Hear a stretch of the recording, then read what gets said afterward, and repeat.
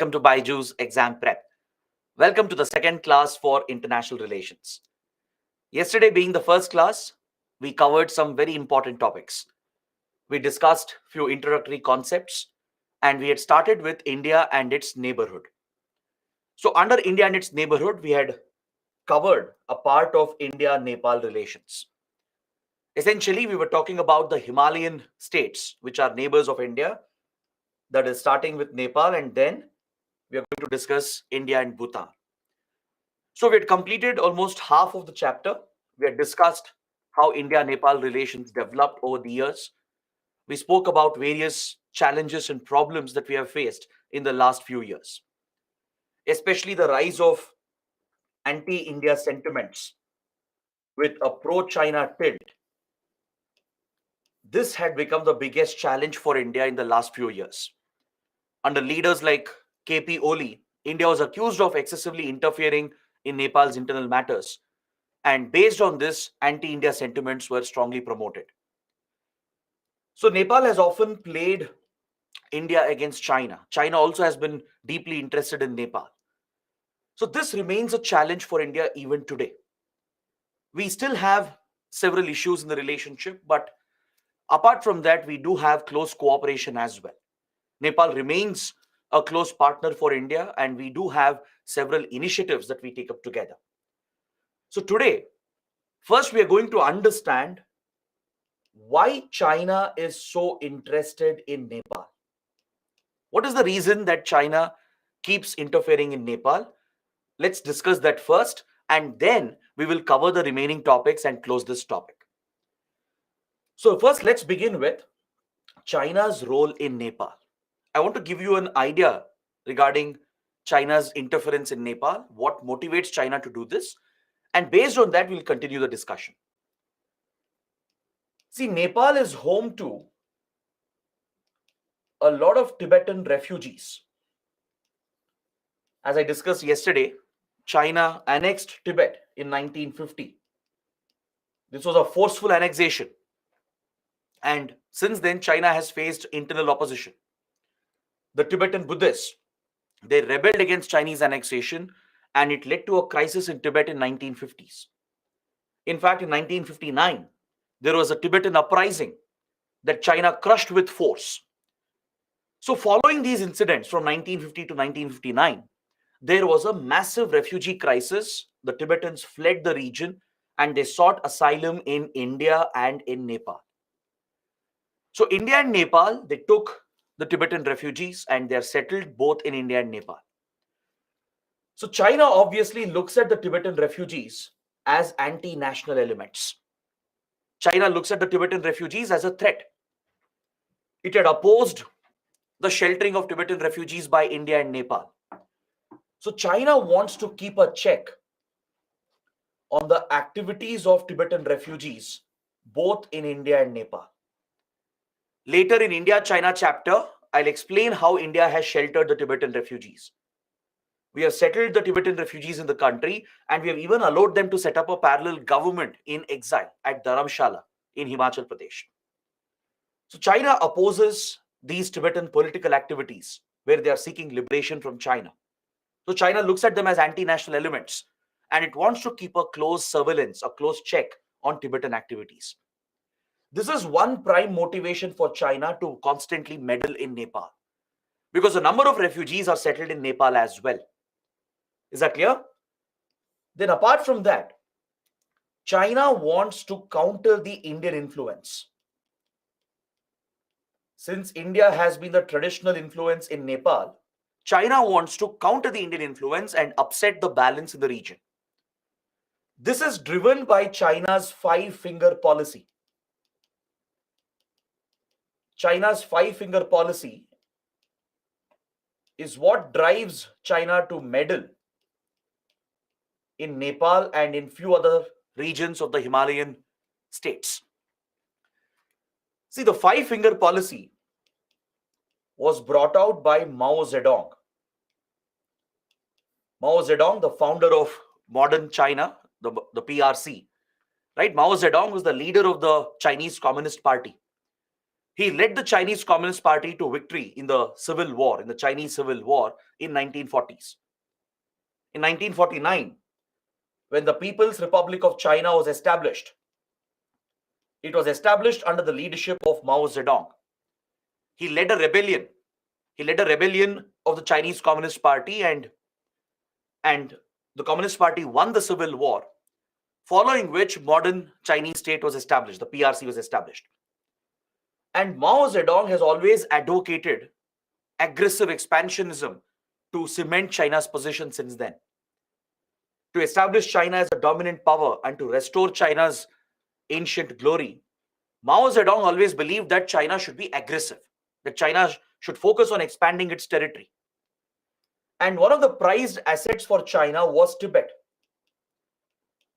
So after annexing Tibet, Mao Zedong came out with a strategy. He said that if Tibet is like the palm of your hand, then Tibet has 5 fingers or 5 extensions. This was a military strategy that Mao Zedong developed. The whole focus was to ensure that China has complete control over Tibet. As there was a rebellion in Tibet following the annexation, Mao Zedong said that if China has to control Tibet, then China has to meddle, interfere in the 5 fingers, 5 extensions of Tibet. Now imagine the palm of your hand. Imagine this to be Tibet. According to Mao Zedong's policy, Tibet has 5 fingers or 5 extensions. And these 5 extensions are nothing but Ladakh,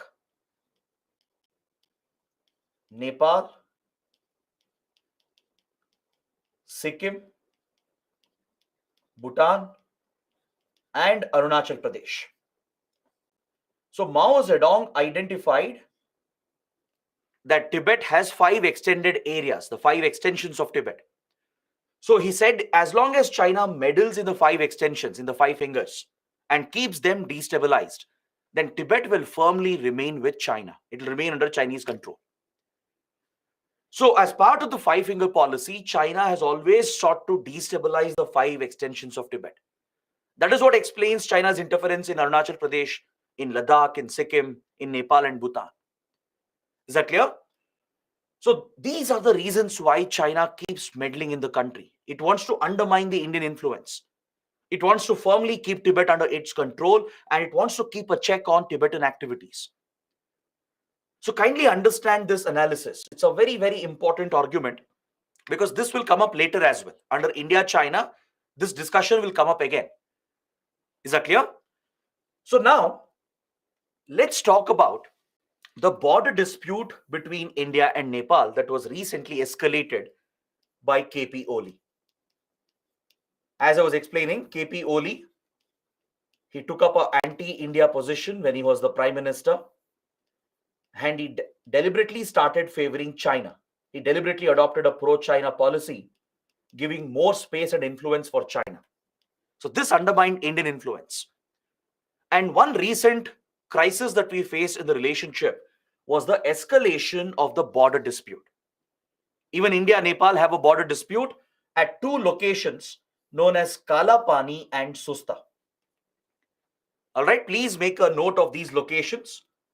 I'll show you the map as well. I'll explain what the dispute is all about. So at 2 locations along the India-Nepal border, that is at Kala Pani and Susta, we have a standing border dispute. This dispute traces its origin to the Treaty of Sugauli that was signed in 1816 between British India and the Kingdom of Nepal. This is an issue which is almost 2 centuries old. Is that clear? It's a result of the Anglo-Nepalese War. When the British defeated the Kingdom of Nepal, right, they struck a treaty with the Kingdom of Nepal, which was the Treaty of Sugauli, signed in the year 1816. Through this treaty, the British gave autonomy to Nepal. They did not annex Nepal, as I explained yesterday.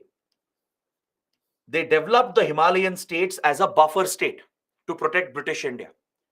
So they didn't annex Nepal completely. They didn't merge Nepal into the Indian colony. So Nepal was not part of British India. They kept Nepal separate and independent, gave Nepal its autonomy and independence, but in return expected complete loyalty from Nepal. So apart from granting autonomy, they settled the boundaries as well between British India and the then Kingdom of Nepal. Through the Treaty of Sugauli, the boundaries between British India and Nepal was drawn. So while drawing this boundary, certain mistakes were made. Again, you can see that it's a result of colonial blunders. Remember, yesterday I was explaining how most of the problems in South Asia today can be traced back to a colonial origin. The India-Nepal boundary dispute is a result of such colonial mistakes and colonial policies, which has an impact even today. So the dispute we have at Kalapani and Susta has remained for more than 2 centuries. So obviously, we inherited these borders in 1947 when India became independent. When India gained independence, we inherited these British era boundaries. But this boundary dispute was never a major issue between India and Nepal. It's actually a very minor dispute. And since we had very good ties with Nepal, by and large, we were very good friends, we never allowed this minor dispute to affect the relationship. Previous governments had kept the issue on the back burner. They'd kept it aside and they were working very closely with each other. In the past, attempts were also made to resolve the dispute by setting up a joint technical committee, and a boundary working group was also constituted recently in 2014. So these technical committees, these working groups, they came out with some recommendations on how the boundary issue can be resolved. But unfortunately, the governments on both the sides, they didn't take this initiative forward due to lack of political will, right? Both the sides kept delaying the settlement of this boundary dispute. It remained an incomplete work. But it was always a minor issue. It was not affecting our bilateral relations because both countries were very close to each other despite all the issues, and the boundary dispute had been kept aside. But recently, KP Oli escalated the dispute unnecessarily. In 2020, Nepal made this a very big issue, and this led to increase of tensions between India and Nepal. So before we discuss what happened, first let's understand what is Kalapani dispute, what is Susta dispute, why does the dispute arise? Let's understand that first, and let's also understand where these places are located. Now please concentrate here, look at the map. The topic can be important for your prelims as well. You might get map-based questions in your prelims. Kalapani is a disputed region which has been part of the Pithoragarh district in Uttarakhand. Since 1947, it has remained under Indian control. It has remained under India's administrative control. It's been part of Uttarakhand. It's part of the border district, the Pithoragarh district. All right, you can see the India-Nepal boundary here. This is actually a tri-junction point. India and Nepal, they meet with China. You can see the strategic Lippu Lake Pass over here, which marks the tri-junction point. This is where India, Nepal, and China meet. Lippu Lake Pass has a lot of strategic value and cultural and economic value since ancient times. It has been a connection between India and Tibet. It's been a route through which Buddhism has traveled towards Tibet and China. It's been a trading route as well since ancient medieval times. And it's a preferred route for Kailash Manasarovar Yatra. Mount Kailash, which is a sacred Hindu pilgrimage site, it's located in China, in Tibet. And one of the routes to reach Mount Kailash and Lake Manasarovar, Rakshasthal, these are sacred places in Hinduism. One of the routes to reach these pilgrimage sites is through the Lippu Lake Pass. Every year, India's Ministry of External Affairs organizes the Kailash Manasarovar Yatra. One of the routes for the Kailash Manasarovar Yatra is through Lippu Lake Pass near Uttarakhand-Nepal border. The other route is via Nathula Pass. That is via Sikkim. In Sikkim, you have the Nathula Pass, which connects with Tibet. That is a more preferred route. The Nathula route has been a more easier route for the pilgrims because there is a road that is available.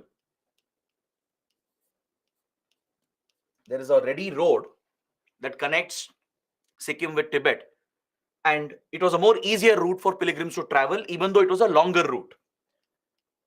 The Nathula route is actually very long. It takes more time, but because of the presence of a good road, it was easier for the pilgrims to travel. That has been a preferred route for Kailash Manasarovar Yatra. But recently, India tried to build a strategic road near Lipu Lake Pass to create an alternate route for Mount Kailash. We built the Darchula Lipu Lake Road. Can you see Darchula over here? Darchula is in Uttarakhand, again in the Kalapani region itself. This whole region is the Kalapani region. So from Darchula to Lipu Lake, India built a strategic road. India's Border Roads Organization recently built this strategic road, and it was inaugurated in 2020. This road will help the Indian Armed Forces. It will help the Indian Army to quickly mobilize troops, if required, towards the Chinese border. At Lipu Lake, we even have a border meeting point between Indian Army and the Chinese PLA. If there are any border issues, to discuss and resolve the boundary issue, we have a border meeting point where Indian Army can interact and meet with the Chinese People's Liberation Army. So Lipu Lake has a lot of strategic military significance as well. And historically, culturally, it has a lot of significance. So India built this strategic road from Darchula to Lipu Lake that will help in the faster mobilization of Indian troops. It's an all-weather road that we have built. Plus, it will help the pilgrims as well, who are trying to reach Mount Kailash. This will be a faster route. Because before this road was built, for pilgrims, it was very difficult to access Mount Kailash through Lipu Lake because they had to trek through very difficult terrain. That's why Nathula route was preferred, which was easier as a road was built. Even though it was a longer route, Nathula route was being used for Kailash Manasarovar Yatra. So with India's border infrastructure improving, we saw this retaliation from China and Nepal. There is a link to all of this. All right. Now let's see what exactly is the boundary issue. What is the claim of India? What is the claim of Nepal? As I told you, this issue dates back to 1816. It's a 200+ year issue originating from the Sugauli Treaty of 1816. Now the problem was the British, they made a mistake. The mistake was they used the Kali River as a reference to draw the boundary. They used the Kali River, which is part of the Gangetic system, right? It's a transboundary river, by the way, between India and Nepal. India and Nepal share many transboundary rivers as part of the Ganga river system. So the Kali River, which flows down from Nepal to India, is a major river here. And this river was used as a reference point to draw the boundary between British India and the then Kingdom of Nepal. But the problem was the treaty does not specifically mention which branch of the Kali marks the boundary. There is a difference here in how India and Nepal interpret the treaty.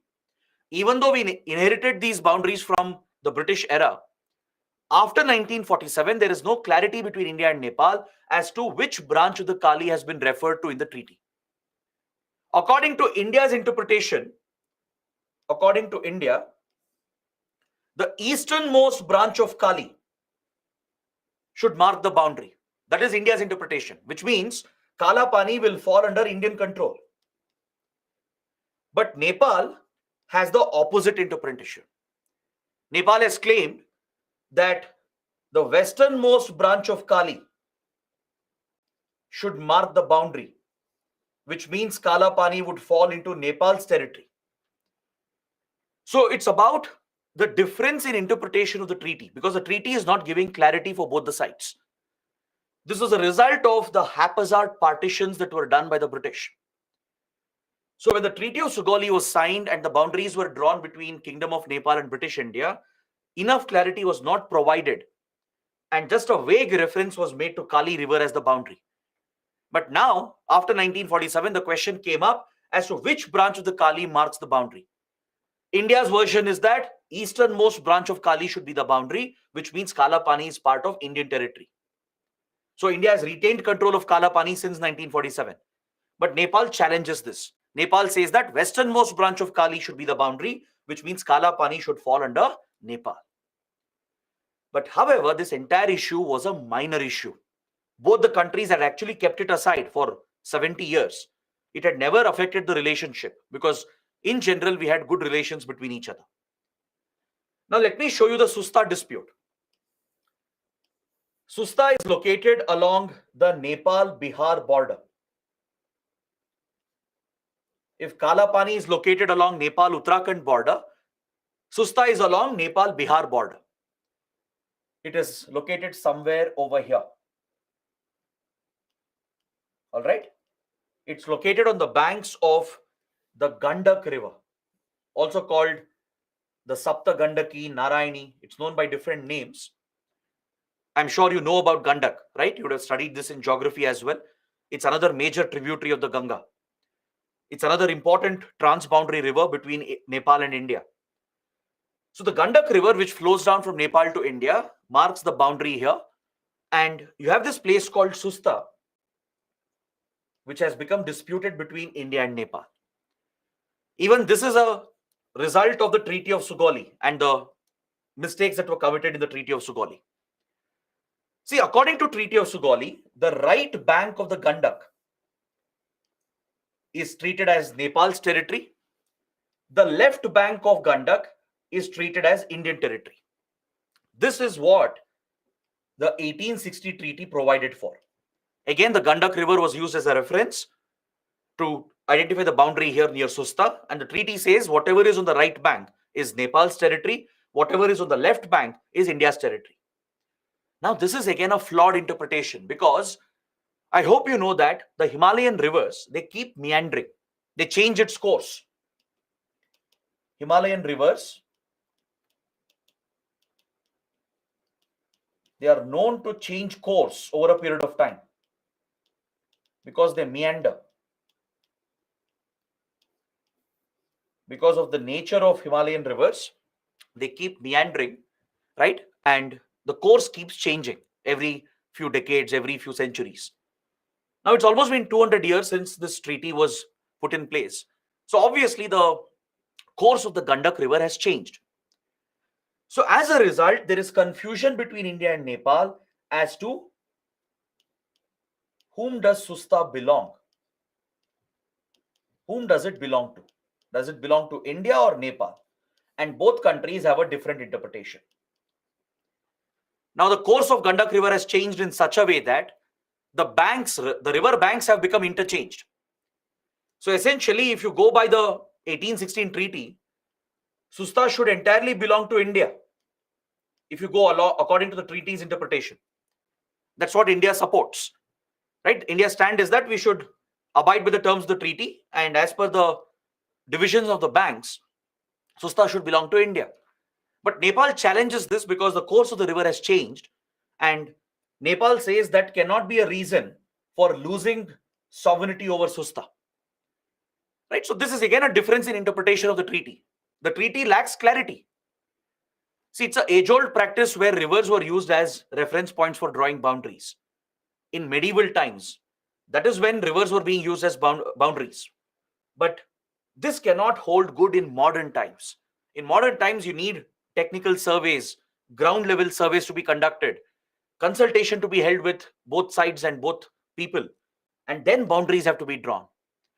But this careful exercise was never conducted by the British.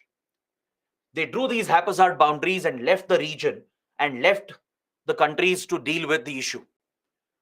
So Susta issue also has existed from 1947, but it was never a major issue again. Since India and Nepal were good friends, we both needed each other, right? We never made these boundary issues a big dispute in the relationship. But it was only recently in 2019, 2020 that we saw an escalation of this border dispute. In fact, when I used to teach these classes before 2018, I would just mention the boundary dispute, that we have a old boundary dispute at Kalapani and Susta. It's not a major dispute. It's a minor issue. I would just show the location and move on. I wouldn't spend so much time on this topic. It was such a small minor issue in the relationship. But now it has become a major topic of discussion for our exam because we saw a major escalation recently. Is that clear? So that is what you should understand.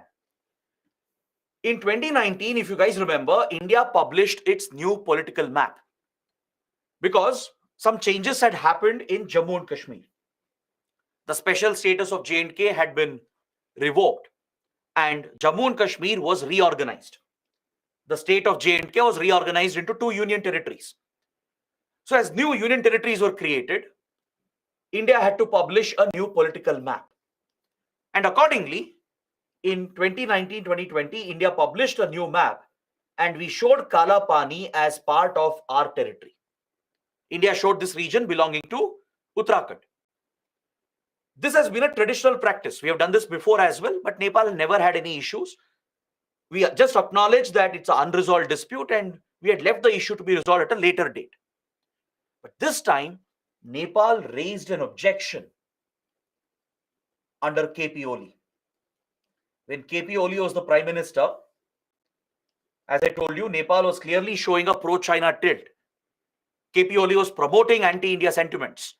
The moment India published the new map, which showed obviously Kala Pani as Indian territory, Nepal raised a major objection to this. Is that clear? Along with that, India inaugurated the strategic Darchula-Lipu Lake Road, which I showed you in the map. In 2020, India inaugurated this strategic road.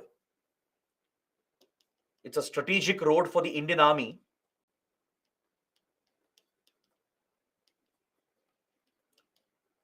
Because it will help in quick mobilization of troops.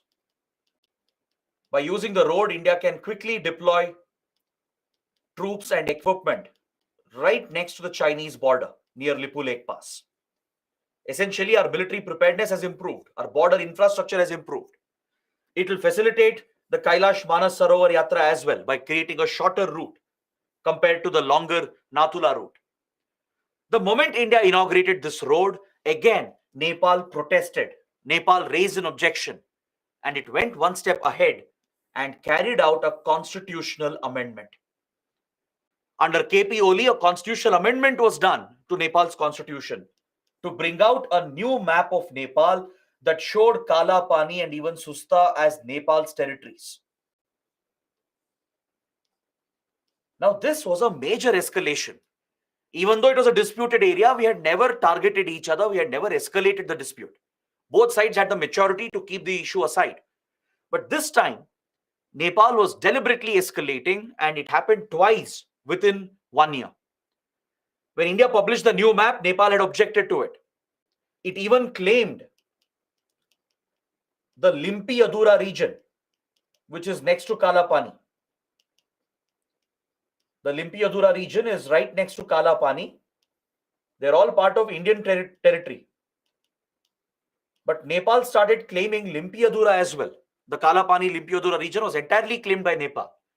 And it carried out an amendment to its constitution to publish a new map showing the disputed areas as Nepal's territory. And along with this, KP Oli started mobilizing troops towards the border. He made very controversial statements. He started saying that if required, we'll take the territory by force. And he said we'll even deploy more troops along the border to push back the Indian claims. Now, these were very controversial steps and it was an unnecessary escalation, right? Obviously, there was only one conclusion from this, that KP Oli has a motivation. There is a motivation why he's acting like this. So India's assessment was that KP Oli has firmly aligned with China. China feels to be threatened by the Darchula-Lipu Lake Road, the DLR road. China has raised concerns about India's improving border infrastructure and military modernization. In the last 20 to 25 years, India has really accelerated the construction of border infrastructure, and we have even accelerated our efforts to modernize our military and armed forces. Starting from early 2000, under the Vajpayee government, Manmohan Singh government, and the Modi government, in the last 2 decades, you are seeing more proactive approach from India in creating border infrastructure towards the Chinese border. We are also modernizing our military forces and deploying advanced military equipment and troops right along the Chinese border. So China feels threatened by this. So most likely this was the reason why KP Oli acted like this. Most likely he was acting under China's instructions. China was concerned about the Darchula-Lippo Lake Road, also about increasing military presence of India, right? That could be one of the reasons. That is just an assessment from the Indian side. So one thing is very clear, KP Oli had clearly taken an anti-India position. He had repeatedly shown an anti-India inclination and favored China again and again. Later, I'll discuss some projects, some key projects of India and China. Repeatedly, KP Oli and few leaders in Nepal have favored China in such projects while sidelining India. It represents the strategic competition that you see in Nepal between India and China. Is that clear? So this boundary dispute that flared up recently is also a result of the interplay between India, China, and Nepal. Nepal would never do this on its own. Previously, it was never a major issue, as I explained. But the mistake from India and Nepal was that we had never resolved the dispute previously. Ideally, we should have resolved it long time ago when the joint technical committees were set up, boundary working groups were set up. Right? We should have made a proactive attempt to resolve the boundary dispute. But since it had been neglected, the issue had been kept aside. Now it was exploited by leaders like KP Oli, who was building upon anti-India sentiments and who was favoring China. Right? And that is one major issue that happened, which disrupted our relationship. But fortunately, KP Oli was removed very soon. He had to step down because there was an internal crisis. There was an internal political crisis and a constitutional crisis in Nepal, which led to the intervention of Nepal Supreme Court. And following the Supreme Court's intervention in Nepal, KP Oli had to resign as the prime minister. He had to step down. Fresh elections had to take place. And now a new government is in place. The current leader, Prachanda,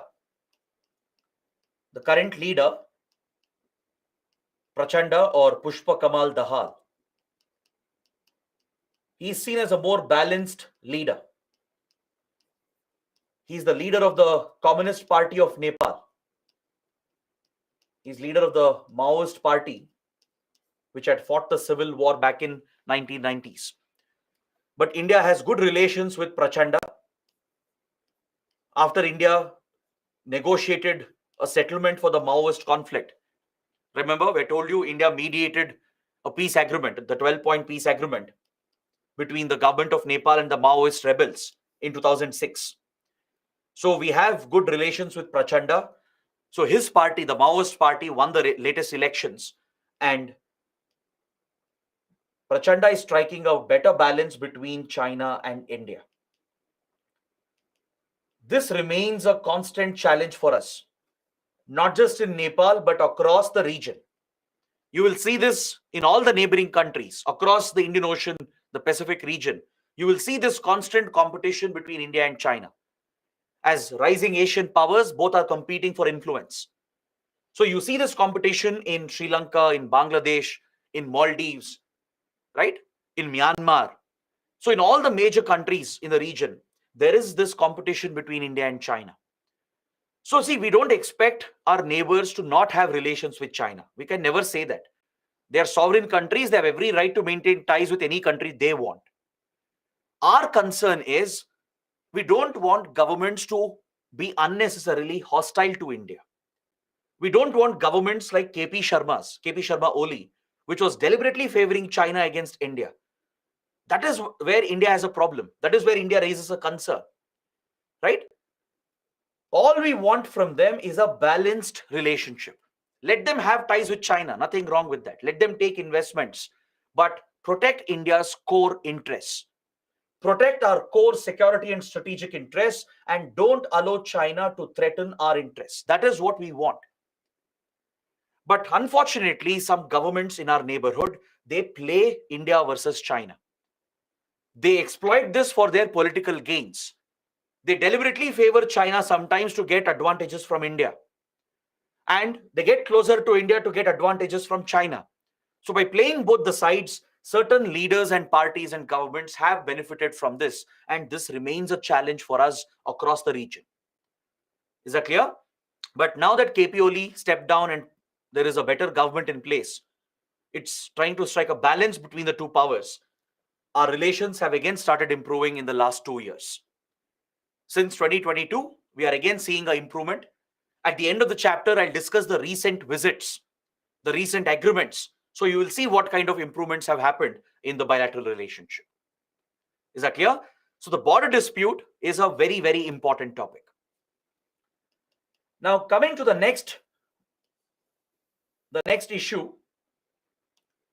we have to understand the border security challenges faced by India.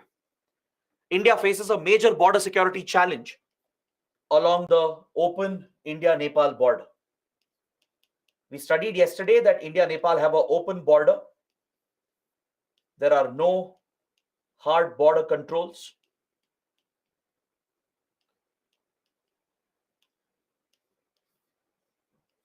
This is a unique feature of our relationship, as I explained yesterday.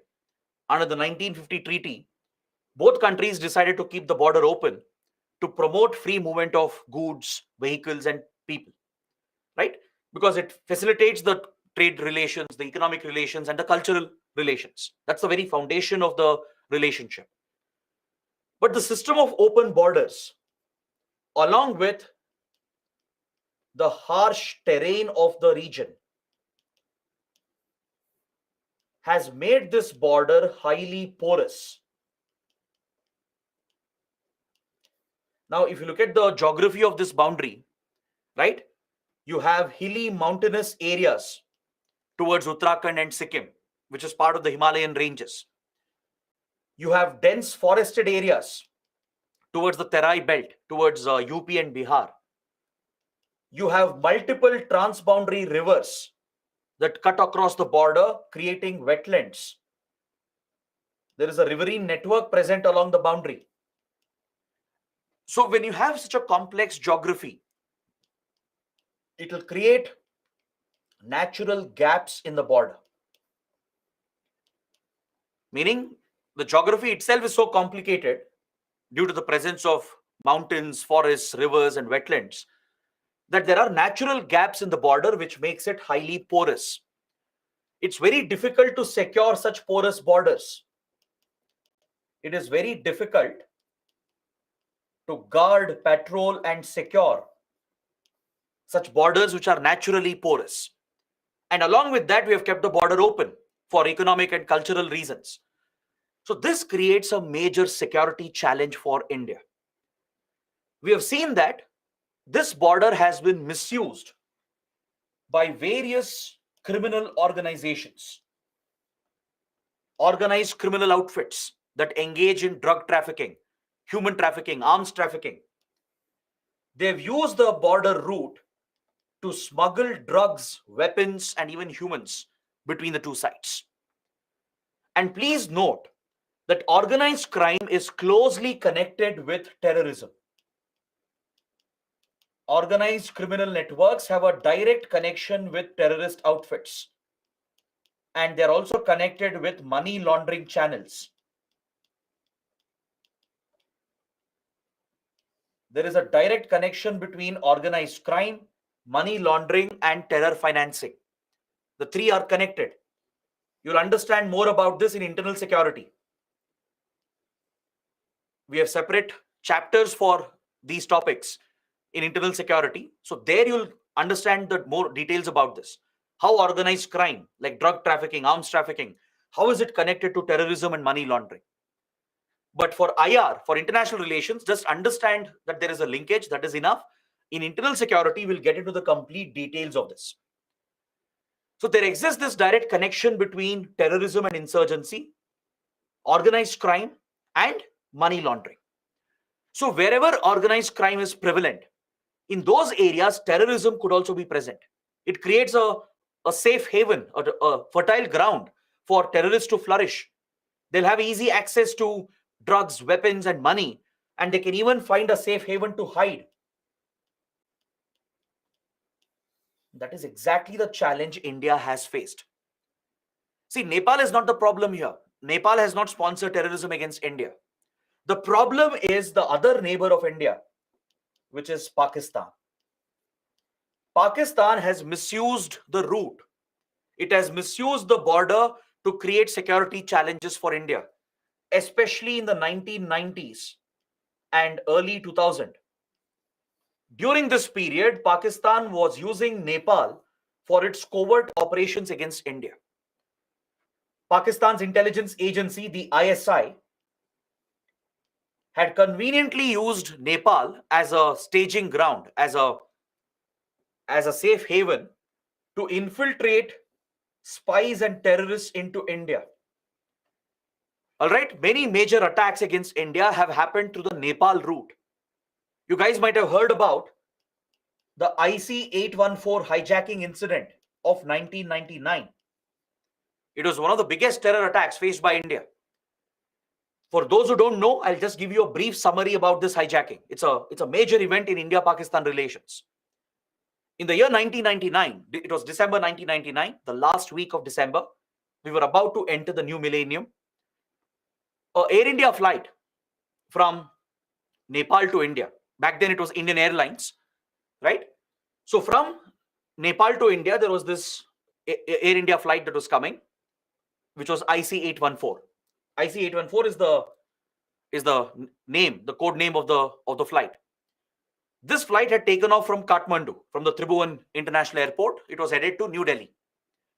This Indian aircraft was hijacked by Pakistani terrorists who had found support in Nepal. They had found a safe haven from where they could operate. They could easily run their operations from Nepal. And Pakistan's ISI had created this base for these non-state actors, for these terrorist groups. So from Nepal soil, this plane was hijacked. And following the hijacking, India mismanaged the situation. It was a crisis situation, and the then Vajpayee government completely mishandled the crisis.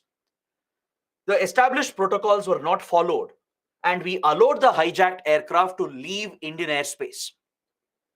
The hijacked aircraft briefly landed at Amritsar with all the hostages. And ideally, that was the opportunity for India to carry out a military intervention, to carry out a commando strike by using NSG commandos to neutralize the situation and save as many hostages as possible. But because of tremendous media pressure and public pressure, the Vajpayee government fell under the pressure and it failed to implement the established protocols. Usually, when hijacked aircrafts are brought down there, when they are on the ground, you disable the aircraft, you disable the runways, you ensure the aircraft does not take off again, right? You scramble your fighter jets, you intercept the aircraft if required, and force the aircraft to land within your territory. But India failed to implement these protocols, and the hijackers, they quickly took off from Amritsar and they left Indian airspace. Once they left India, they took the aircraft to Pakistan, to Lahore. They briefly landed in Lahore for refueling, and from there, they took off again and went to Dubai, that is United Arab Emirates, right? They took all the hostages. So once the aircraft left Indian airspace, we lost all the leverage, right? Our only option was to negotiate with the terrorists. There was no question of conducting any commando operation because no foreign government would allow Indian operation on their soil. So India's only option was to negotiate with the terrorists and agree to their demands. From Dubai, the hijackers, they released some passengers, they released few women and children. And after that, they took off again and landed in Kandahar. And where is Kandahar? Kandahar is in Afghanistan. And back in 1999, Afghanistan was ruled by the Taliban. India had no relations with Taliban. We had cut off all ties with Afghanistan when Taliban took over in 1996. We had branded Taliban as a terrorist organization because of its links with terror groups, and we knew that Taliban is a puppet of Pakistan's ISI. The Taliban had sheltered anti-India terrorist groups in Afghanistan. So India had no ties with Taliban, and Taliban was obviously a proxy of the Pakistani intelligence agency. So as soon as the Indian aircraft landed, the Taliban fighters, they surrounded the hijacked aircraft and they gave support to the hijackers. So our only option was to agree to the demands of hijackers to save the hostages. And the Vajpayee government negotiated and agreed to release 3 dreaded terrorists from Indian custody. And one of them was Masood Azhar. Who is Masood Azhar? The founder of Jaish-e-Mohammed. Masood Azhar was caught by the Indian army in Kashmir. He was involved in terrorism against India. We had captured him in the 1990s, right? But we were forced to release him from custody because of this hijacking incident. Along with Masood Azhar, 2 other dreaded terrorists were also released, and India's then Foreign Minister Jaswant Singh had to accompany the terrorists to hand them over to the hijackers in Kandahar in exchange for the lives of hostages. So India managed to save the lives of hostages, but we paid a very, very big price. This is what happens when you negotiate with terrorists and agree to their demands. Masood Azhar, after being released from India's custody, would go on to establish the most dangerous terrorist organization, which is Jaish-e-Mohammed. Is that clear? It was after he was released from India's custody that Jaish-e-Mohammed was formed by Masood Azhar. Today is a wanted global terrorist. Most of the major attacks in the last 20 years against India have been carried out by Jaish-e-Mohammed. The Parliament attacks of 2001, the Uri attacks of 2016, the Pulwama attacks of 2019, all the major attacks which have brought India-Pakistan to the brink of war, they have been carried out by Jaish-e-Mohammed.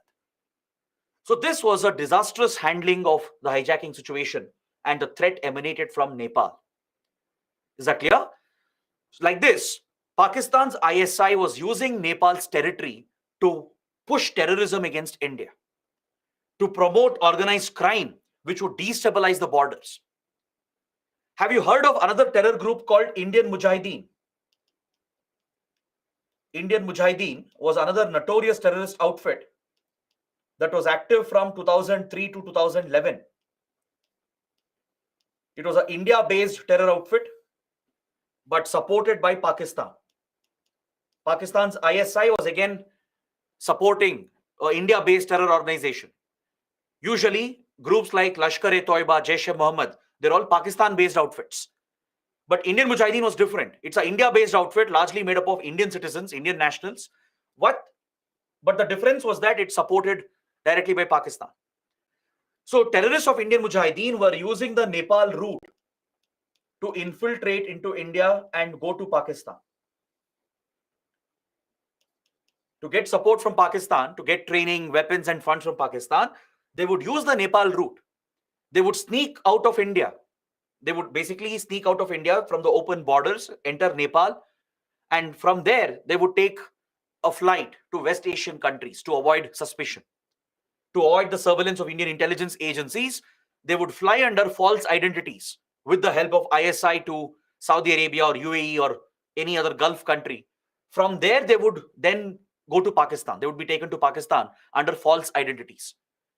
In Pakistan, they would be trained, they would be given all the support needed, and they would be infiltrated back into India through the same route.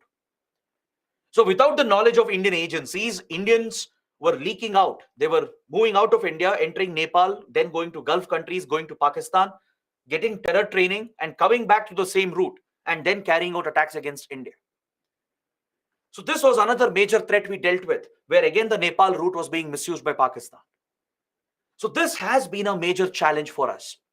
Pakistan also has used the route to pump fake Indian currency notes.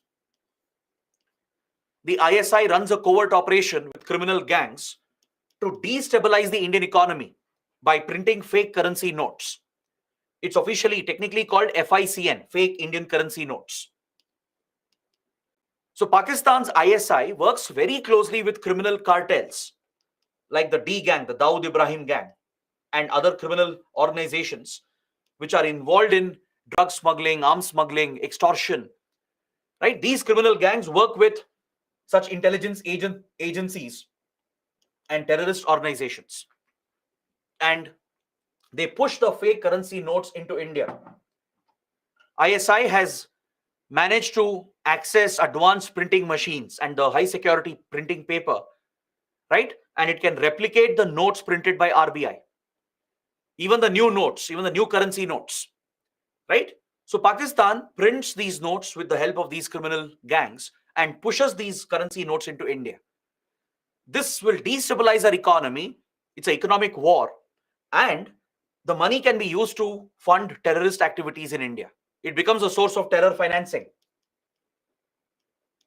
So Nepal is one of the routes through which fake notes are pushed into India. The other preferred route is through Bangladesh, sometimes through Sri Lanka as well, through Myanmar, or through West Asian countries.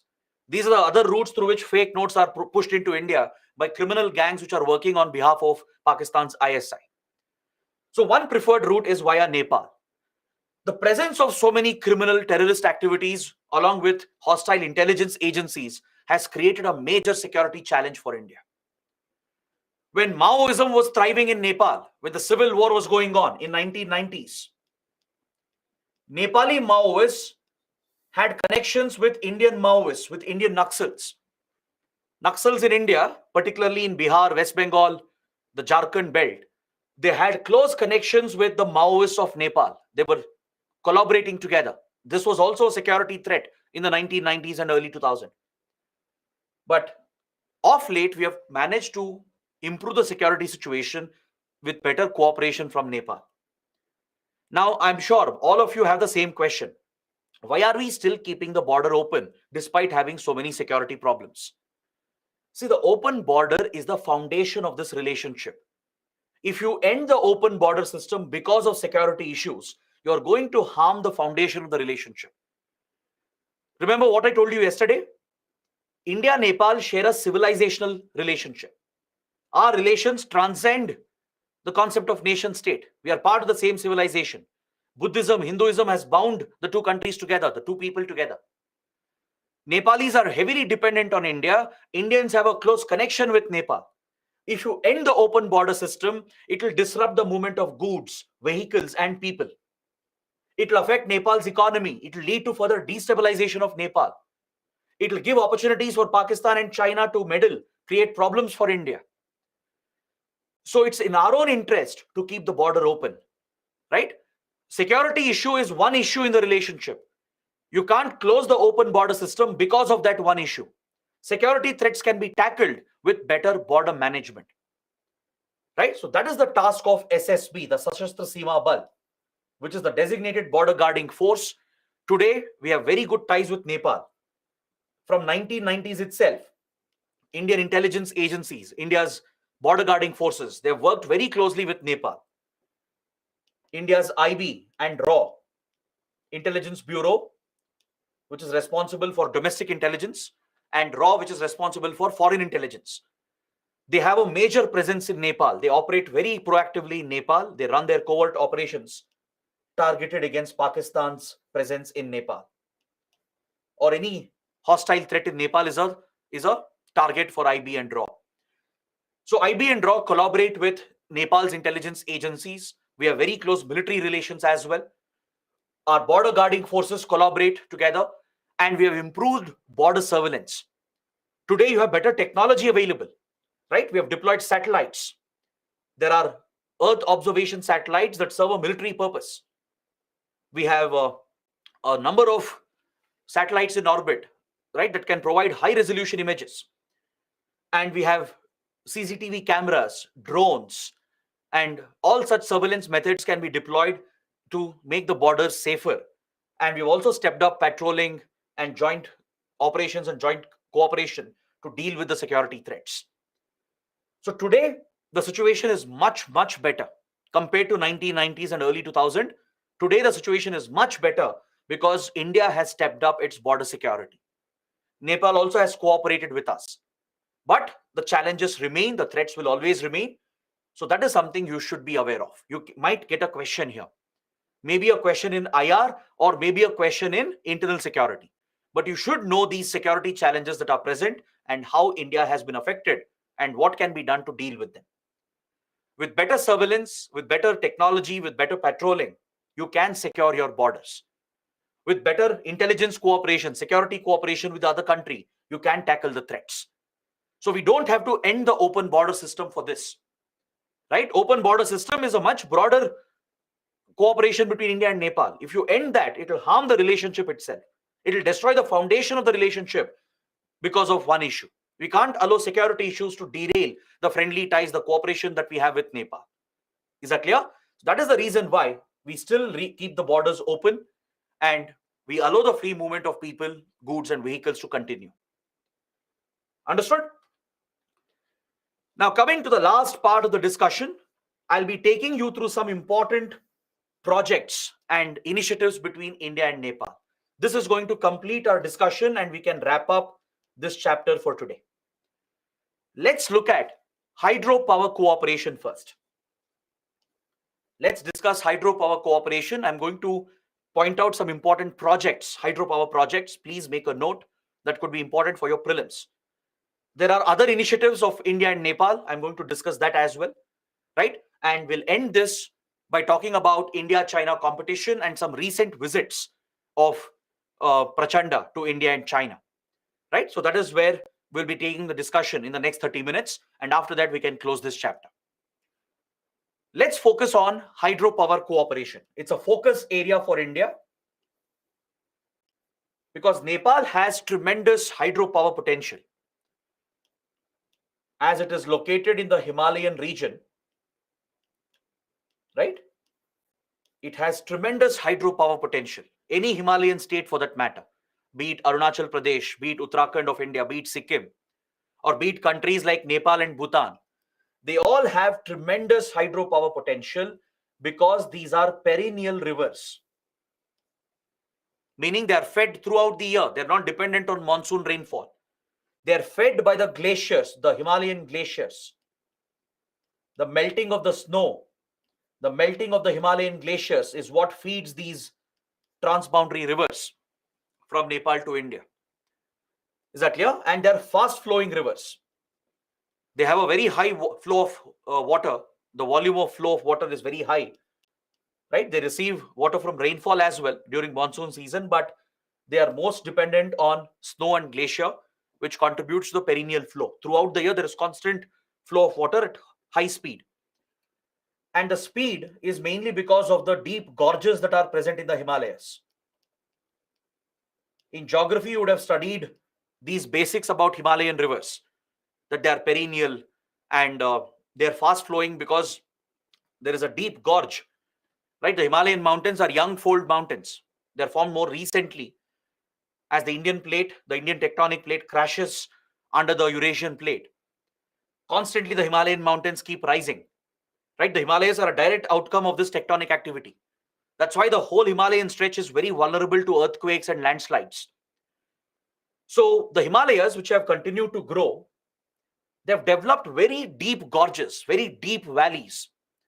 So obviously, when water flows from such a height, and if there is constant flow of water, water will flow at a faster speed.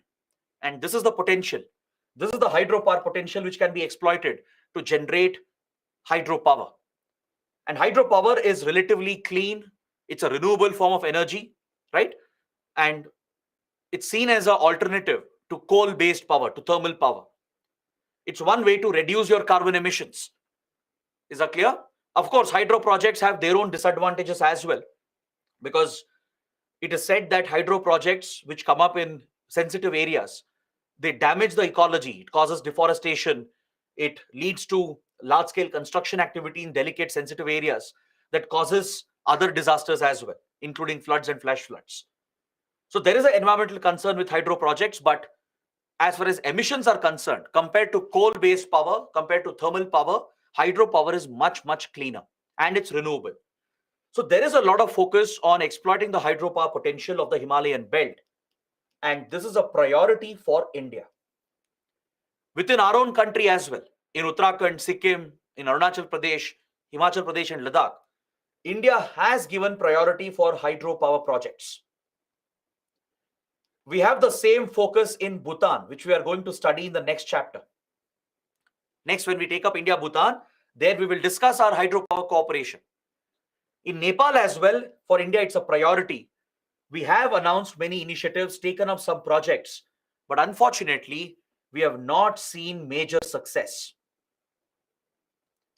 Indian investments in the hydropower sector has not really succeeded because there have been many roadblocks to Indian projects. We even have a power trade agreement in place. We have signed a power trade agreement to share power between the two countries. Is that clear? What India has done is that we have connected the power grids and we move electricity from Bhutan to India to Bangladesh to Nepal. These four countries, they are part of a power sharing arrangement. Bhutan generates a lot of hydropower. It has surplus electricity. So Bhutan can export the electricity. India also has its own capabilities. But Nepal faces a big deficit. Even Bangladesh faces a deficit. So we have interconnected the power grids to share electricity between these four countries. India is the leader of this initiative, this power sharing initiative. We take the surplus from Bhutan. We use that for our own purpose as well, because even India has a deficiency sometimes. And we re-export the electricity to Bangladesh and Nepal to meet their energy demands. So this power sharing arrangement has also been created where our power grids are interconnected. The grids of India, Bangladesh, Nepal, and Bhutan are interconnected. So hydropower projects are a priority for India. We have proposed many projects, made some investments as well, completed few, but we haven't seen major success because there have been a lot of obstacles and hurdles. See, first of all, building these projects is challenging. It's a engineering challenge because technically it's very complex to execute these projects. Because of the complex geography and the terrain, in such steep slopes in forested areas of the Himalayas, it's very difficult to execute these projects, right? To move the construction equipment and to carry out the construction, to make them earthquake proof, it's going to be a very big technical engineering challenge. So we have faced few hurdles there. Apart from that, there have been some delays on India's part in funding. There have been some funding delays as well previously. That is, we have made commitments and promises, but we have not been able to fulfill the payments on time. We have not been able to arrange the funds on time. So this is the problem on the Indian side. We have made promises and commitments, but because of the technical engineering challenges involved, the complexity of the project, and due to some funding issues, many projects have been derailed. Apart from that, in Nepal, we have faced problems. There have been local protests against Indian projects on environmental grounds. The local people have opposed these Indian projects largely on environmental grounds. But India has reasons to believe that these protests are sponsored by few anti-India politicians who are closer to China. India has a valid reason to believe that Indian hydro projects in Nepal have been targeted by Chinese intelligence. Apparently, China might be behind sponsoring some of these local protests on environmental grounds. By raising environmental issues and social issues, there has been local opposition which has been supported by few anti-India Nepali politicians. India's suspicion is that these Nepali politicians are working for China. They might be sponsored by China to derail Indian projects. Because China has seen a lot of success in the hydropower sector. China has successfully executed more hydro projects than India and Nepal, right? Even though India started out earlier, we have faced many issues. There is a mistake on our part as well. That is, technically we have faced challenges. Funding issues have been there. There have been delays in construction from the Indian side. But other than that, the local protest, the lack of support has been a problem. And we believe that anti-India politicians in Nepal have a role to play. And China could be behind sponsoring these protests to derail the hydro projects. So we have made it a big priority and we are trying to correct this approach. And recently we have signed many new agreements to fast track the hydro projects in Nepal. Right? If we are able to overcome these challenges, it can tremendously benefit both India and Nepal. Nepal can become energy self-sufficient. It could drive Nepal's economic growth. Right now, Nepal is a backward country. It could help India as well. We can take the surplus electricity and export it to other countries, right? So there are a lot of mutual benefits, and hence hydropower cooperation becomes an important topic. Now, please make a note of some of the projects that India has already implemented. I've given the list of some important hydro projects which have been implemented by India with Indian assistance. Just remember the names for your prelims: Pokhara, Trisuli, Western Gandak, Devi Ghat. All right, you don't have to by heart this again, just have a fair idea, because if in prelims, if there is a mention of these projects, you can identify that it's related to India-Nepal relations. You should just know where it is located. It's in Nepal, right? Just the basic details are enough. So these are projects which we have completed. They are implemented by India. There are many more projected projects or proposed projects. They are the ones in the pipeline. For example, the Pancheshwar Multi-Purpose Project. It's a very, very important initiative. This project was proposed back in 1960s, 1970s. It's pending from almost 50 plus years. The Pancheshwar project will come up on the Mahakali River, or also called the Kali River, which we were discussing earlier regarding the Kalapani dispute. It's proposed to be a joint project in the disputed Kalapani region. All right. This is where the project is proposed, right along the India-Nepal border in the Kalapani region itself, right next to the Kalapani region here on the Mahakali or the Kali River. But this project has faced delays mainly because of the border dispute. The border dispute has become an issue, but it's supposed to be a joint project which will benefit both the countries. Both India and Nepal will benefit from this. It's a multi-purpose project.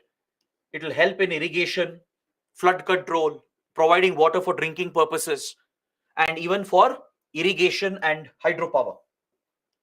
It's a multi-purpose project. It will contain a hydropower plant. It will provide water for irrigation, drinking, flood management, etc. So this key project is pending from a long time. It's going to be one of the largest hydro projects. It's one of the biggest hydro projects India has ever conceived. So this joint multi-purpose hydro project is pending for many, many years because of the boundary dispute and other technical financial challenges that we have faced. So this is one of the projects which is in the pipeline. Then you have Saptakosi project on the Kosi River, the Arun 3 hydro project, Upper Karnali, Raghugat. These are some major projects that are proposed which are in the pipeline. So just remember the names and, if possible, the rivers on which they are being built. And please know that they are connected to India-Nepal relations. Those basic details are enough for your prelims.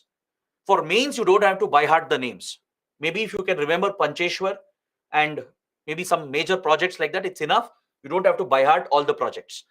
From prelims point of view, just know on which river is it coming up, where is it located. It's connected to India-Nepal relations. Just those basic details are enough.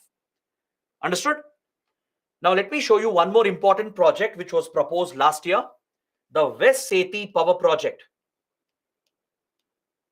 Last year, India and Nepal have signed a key agreement to take up the West Seti hydropower project on the Seti River.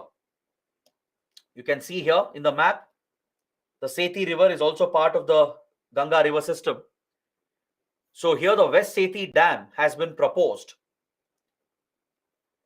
It's a project which will be taken up by India. India will fund and construct the project, and it's supposed to benefit Nepal and as well as India. This is another major project which is in the news. So remember two projects at least, Pancheshwar and West Seti Power Project. These two are more important. The rest, just be familiar with them. Is that clear? Now let's talk about a very important connectivity initiative. India and Nepal are part of a connectivity project called the BBIN corridor. The BBIN corridor stands for Bangladesh, Bhutan, India, Nepal corridor. BBIN, Bangladesh, Bhutan, India, Nepal. This corridor seeks to connect the four countries. It will mainly provide port access to the landlocked countries of Nepal and Bhutan. The objective here is to connect the landlocked countries of Nepal and Bhutan to the ports of India and Bangladesh. India, Bangladesh have major seaports that face the Bay of Bengal. And yesterday we understood that Nepal is a landlocked country. Similarly, Bhutan is a landlocked country, and this is a big disadvantage for them.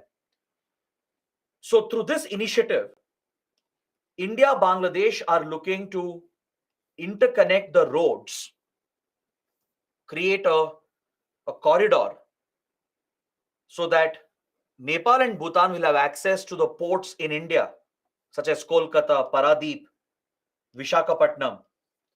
And similarly, in Bangladesh, you have major ports like Chittagong Port. You also have the Mongla Port. These are major ports of Bangladesh.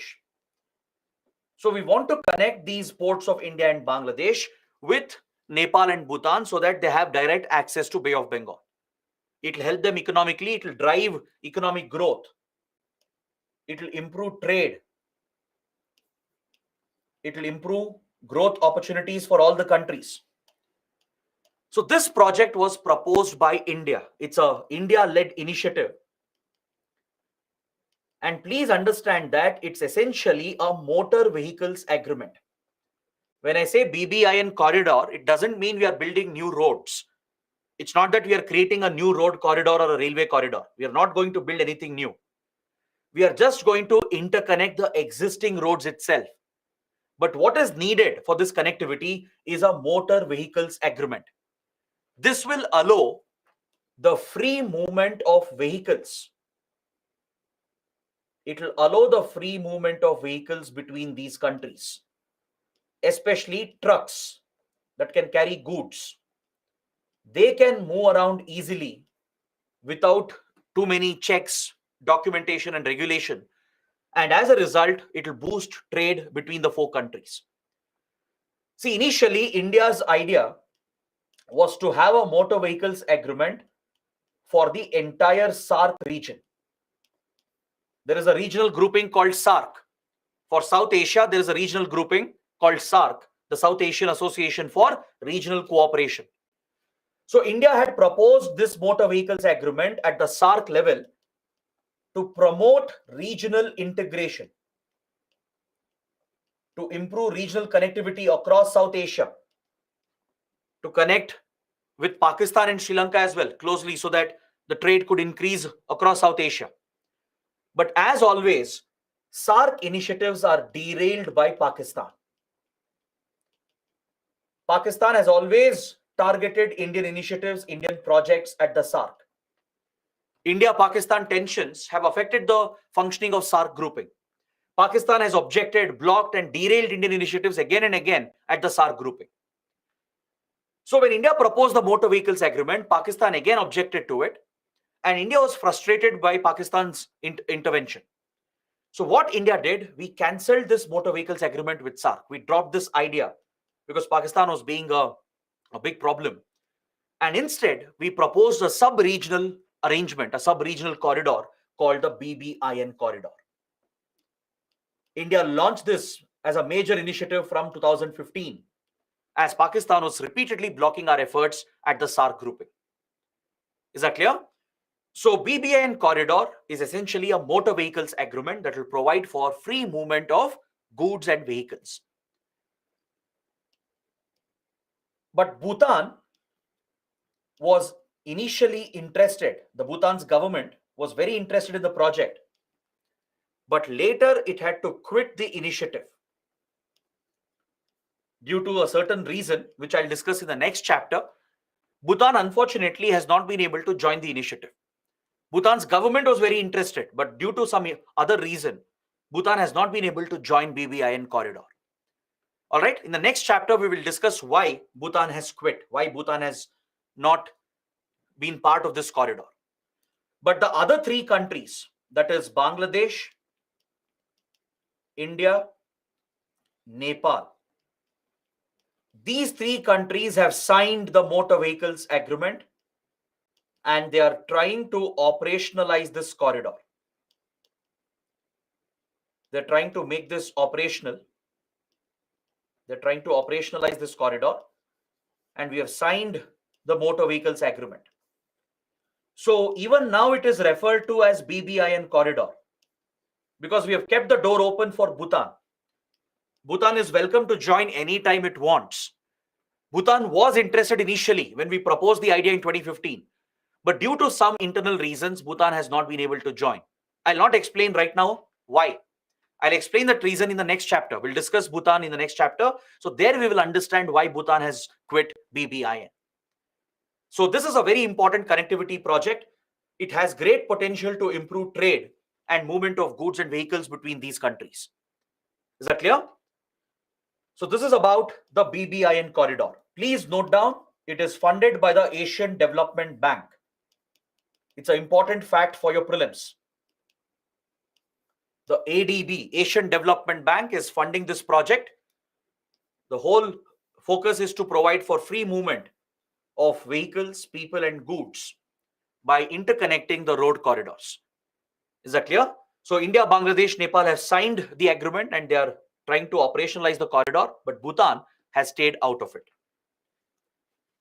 Next, coming to cultural ties.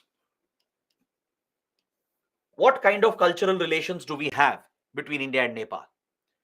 There are two major initiatives that are part of India-Nepal relations. One is the Buddhist Circuit Initiative.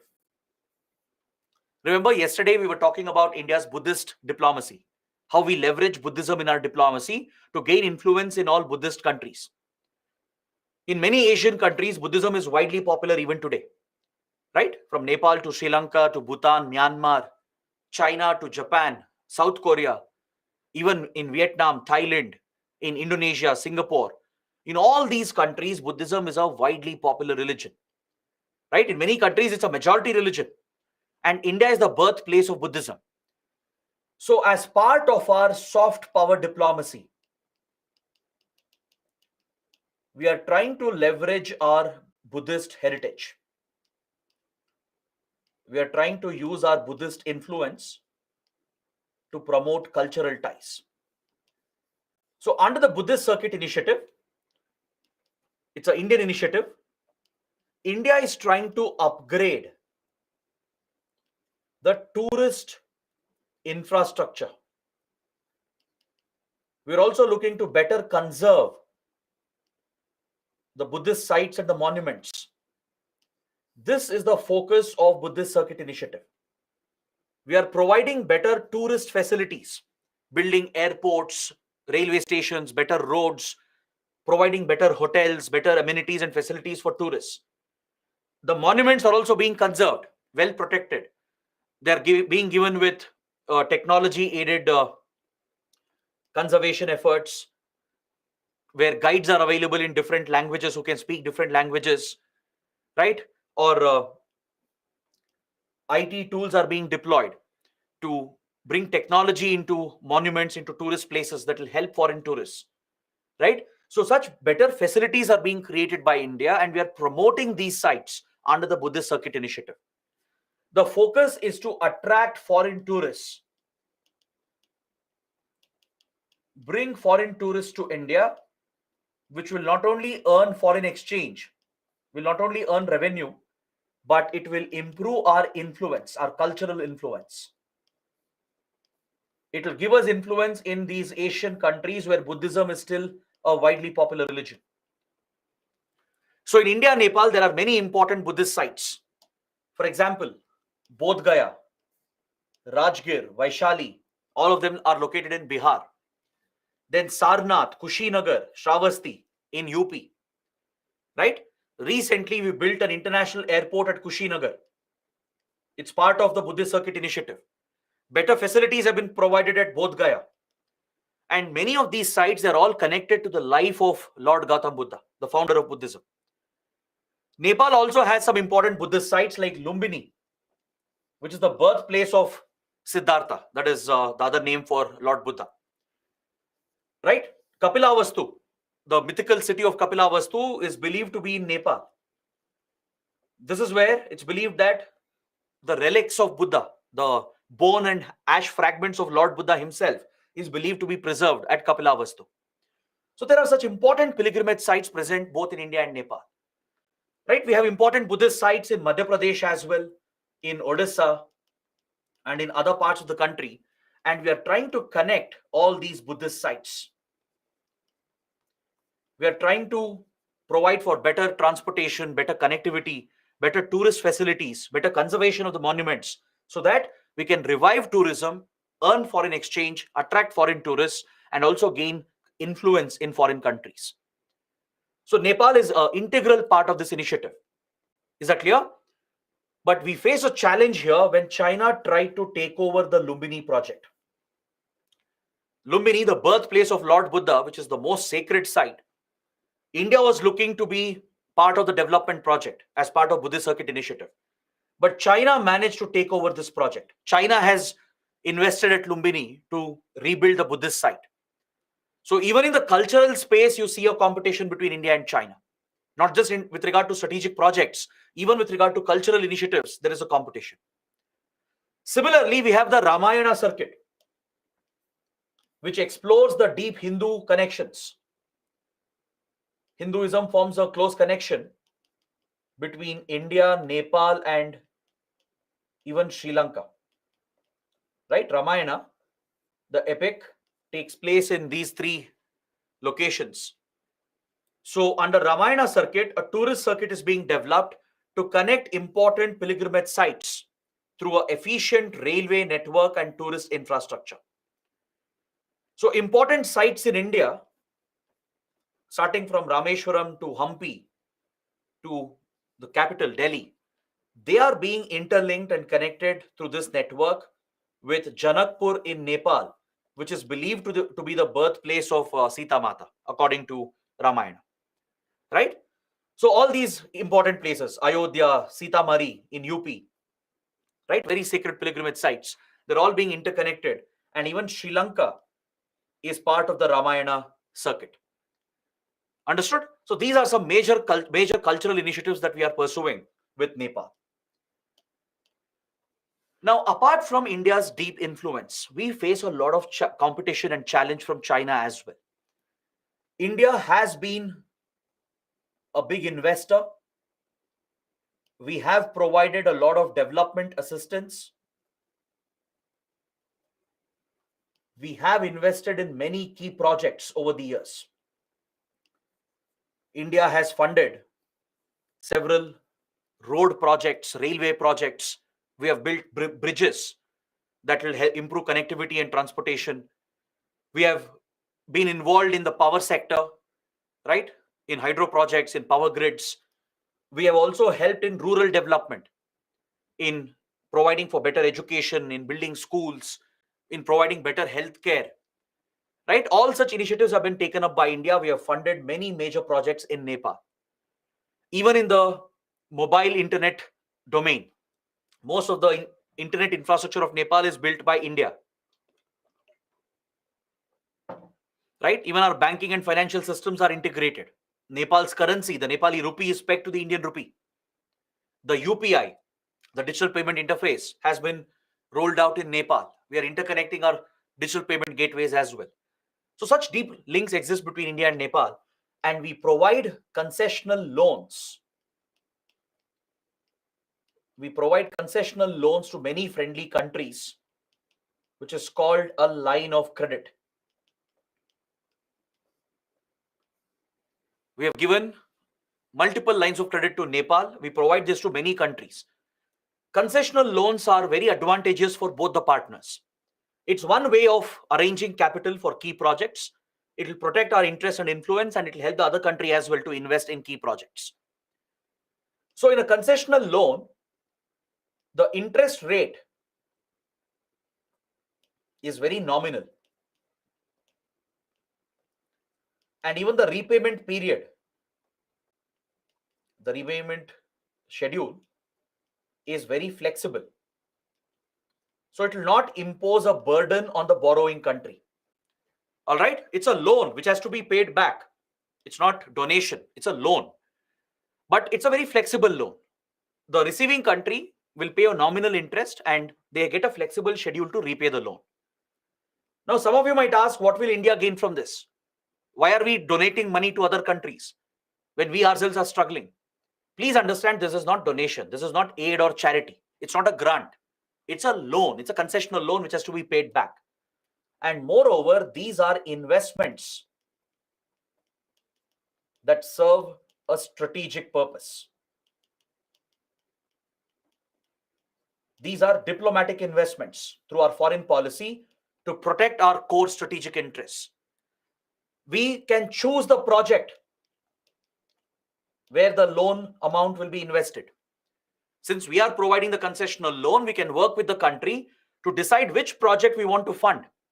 Maybe we want to fund a key port project or a key road or railway project. Such strategic projects can be chosen which can give influence for India. We can place conditions that Indian companies will be involved in the construction and operation of these plants, of these projects. All right. So in a way, the money comes back. It will create jobs. It will help Indian companies. Plus, Indian companies will control and operate them, giving us direct access to these critical projects. So these are not donations. It's not a waste of money. Please never think like that. In our budget, there is a certain allocation that is made to the Ministry of External Affairs. And every year, a certain sum of money is set aside. And honestly, what we provide to other countries is very, very less compared to the investments made by China or US. They provide trillions of dollars in funding, but we can barely arrange few $1 billion. So what we are doing is nothing actually, it's the bare minimum. But these loans provided by India, they serve a big purpose. They provide a very easy payment route. It doesn't put burden on the other country. There is no burden on them. It does not become a liability for them. And we can gain because we can choose the kind of projects we are going to fund. We can get access and control over strategic projects that gives us influence, strategic influence in the other country. It will improve connectivity. It will create trade and economic opportunities, right? So India has been a major player in Nepal in many, many sectors, from education to healthcare to infrastructure, right? Across different sectors, India has been a major investor, and we also share very good defense relations as well. We have supplied weapons, we have trained their armed forces, we have joint military exercises as well. Now, I want you guys to take up a small assignment. Find out the name of the military exercise between India, Nepal, and China and Nepal. India and Nepal have a joint military exercise. Similarly, China and Nepal also have a joint military exercise. Find out the names of these military exercises. It could be important for your prelims. So take this as an assignment. Let me know tomorrow. Let's see how many of you can get it right. Now, even though India is a very influential country, even though we have made a lot of investments in Nepal and given a lot of development assistance, China has emerged as a major competition for India. China has become a major competitor. Today, China is pushing the Belt and Road Initiative, or the One Belt, One Road project, which is an ambitious connectivity project of China. And Nepal has joined the Belt and Road Initiative. Please remember this. Nepal has agreed to be a part of the Belt and Road Initiative. But India has boycotted the Belt and Road Initiative. We have boycotted this initiative of China. All right. In fact, all our neighboring countries have joined Belt and Road Initiative except for Bhutan. Bhutan is the only neighbor of India which has not joined Belt and Road Initiative because it's concerned about India's interests. Right now, I'll not explain why India has quit BRI. We'll discuss that later. When we come to India, Pakistan, India, China, that is where I'll explain why we are not part of Belt and Road Initiative. So out of concern for India, Bhutan also has quit Belt and Road Initiative. It has never joined Belt and Road Initiative. But all other neighboring countries, Pakistan, Myanmar, Bangladesh, Sri Lanka, Maldives, and Nepal, they are all part of Belt and Road Initiative of China. Now, under this initiative, China is expanding its connectivity into Nepal. It's building a major railway line and a road network across the Himalayas connecting Tibet with Nepal. And India's fear is that these road rail projects are touching the Indian border. They're coming very close to Nepal-India border. A Chinese-built road and railway line is coming to Kathmandu and even to Lumbini, which is right next to our border in UP and Bihar. So India has a strategic concern that China might use these networks, these road rail networks, to mobilize troops against India. In case tensions increase and a war were to break out between India and China, potentially China can use these road rail networks in Nepal and move the troops, bring them right next to the borders of UP and Bihar. So India has some deep concerns regarding these Chinese projects. China has offered alternate port access as well to reduce Nepal's dependency on India, on Indian ports. China has offered alternate ports to pull Nepal away from Indian influence. China has invested in the mobile internet sector, hydropower sector, in the power transmission sector. Even in cultural space, it has taken up the restoration of Lumbini. It is promoting the Mandarin language in Nepali schools. Mandarin language is being promoted in Nepali schools for Nepali school children, right? So this is where we are facing a tremendous competition with China.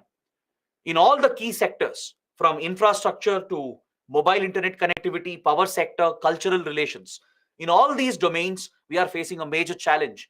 And our biggest concern is about the road and rail network from Tibet to Nepal, which is coming close to the Indian border. Is that clear?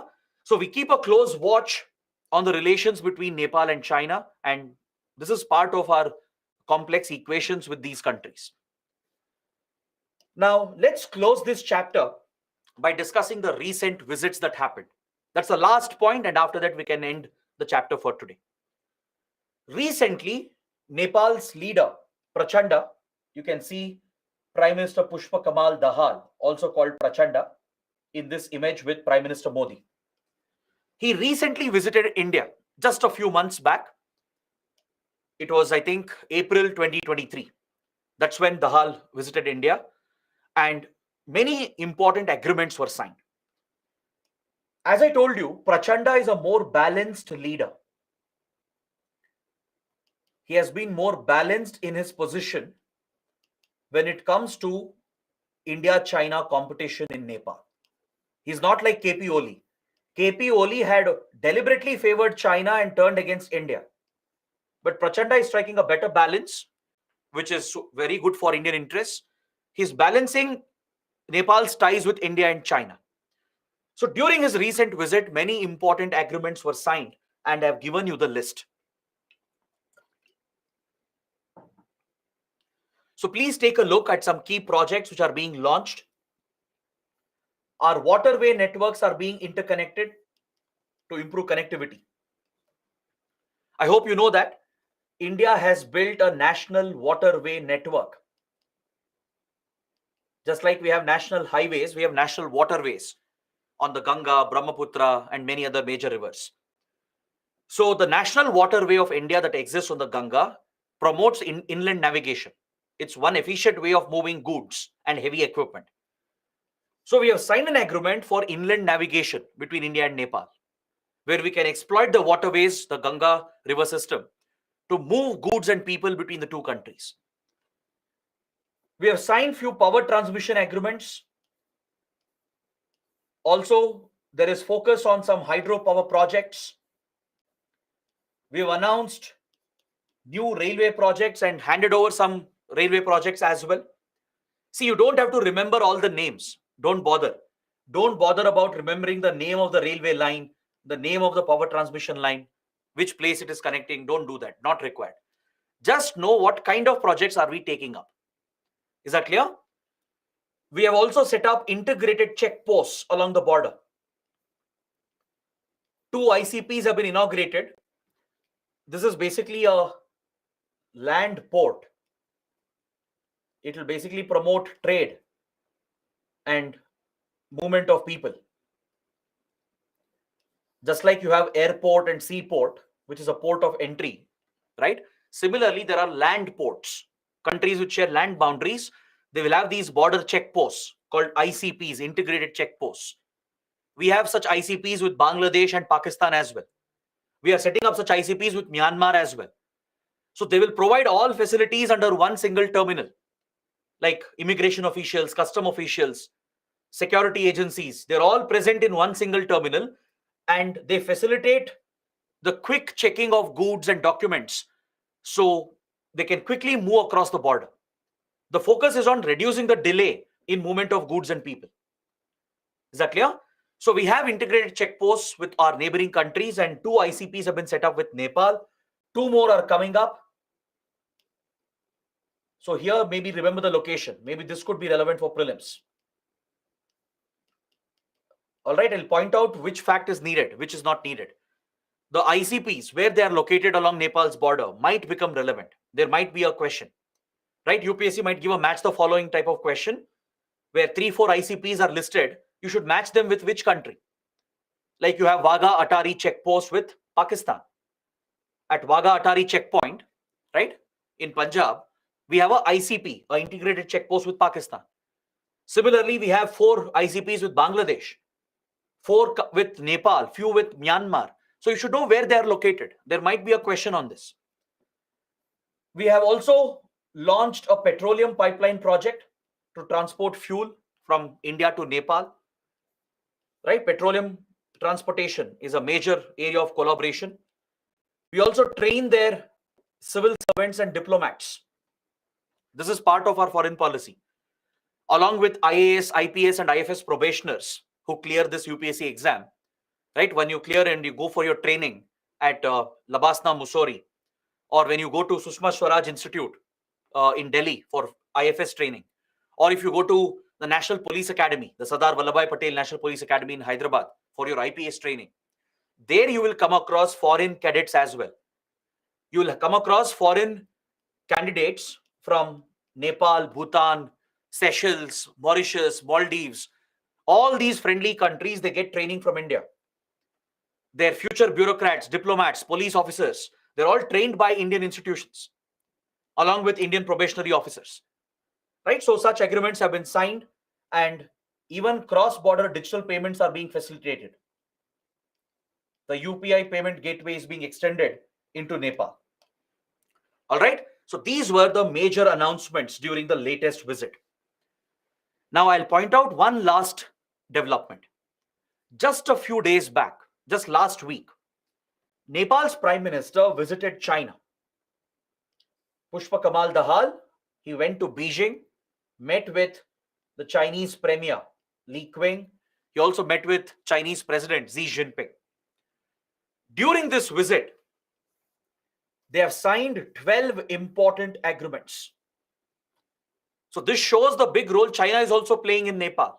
So it's a clear indication of the competition between India and China. Right? But however, Nepal has refused to join the Global Security Initiative of China. Now, this is a big development. See, earlier this year, in March 2023, Chinese President Xi Jinping, he launched 3 major initiatives to position China as a global power. Xi Jinping has launched 3 initiatives called Global Security Initiative, Global Development Initiative, and Global Civilizational Initiative. All right. Through Global Security Initiative, China is trying to create a new world order. It's trying to challenge the UN system, the Western-dominated international rules-based system, and it's trying to create its own global security system. Through Global Development Initiative, it's challenging the development goals of the world, such as Sustainable Development Goals and UN-led initiatives, and it's trying to create a parallel architecture for development initiatives. Through Civilization Initiative, China is trying to promote its own ideas and ideologies. Like if Western countries promote democracy, human rights, constitutional principles, etc., China has its own vision of the world, which is contradictory to what the West believes in. So through the civilization initiative, China is trying to build civilizational ties, and it's trying to champion its version of ideology and agenda. So these three are three major initiatives China has launched in March 2023. Global Security Initiative, Global Development Initiative, and Global Civilization Initiative. It's trying to get support from other countries, from close friendly countries. So China wanted Nepal to join the Global Security Initiative, but Nepal has refused. That clearly shows that Nepal is concerned about India's interests. Nepal knows that India will not be comfortable if it joins the Global Security Initiative with China.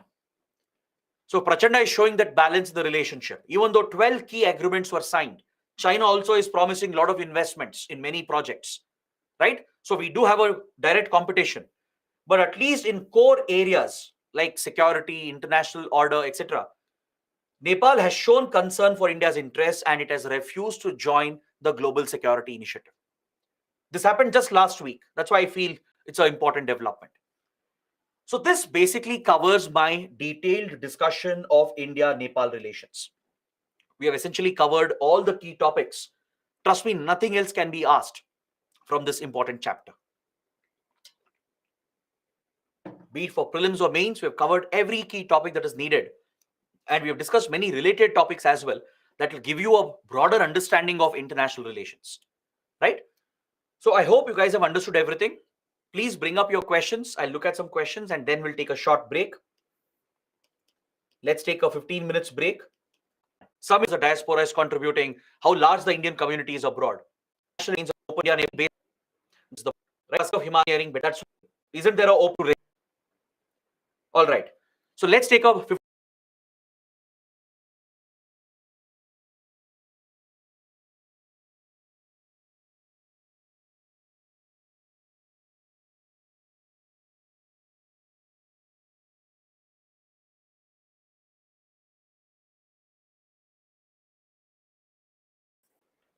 with the next chapter.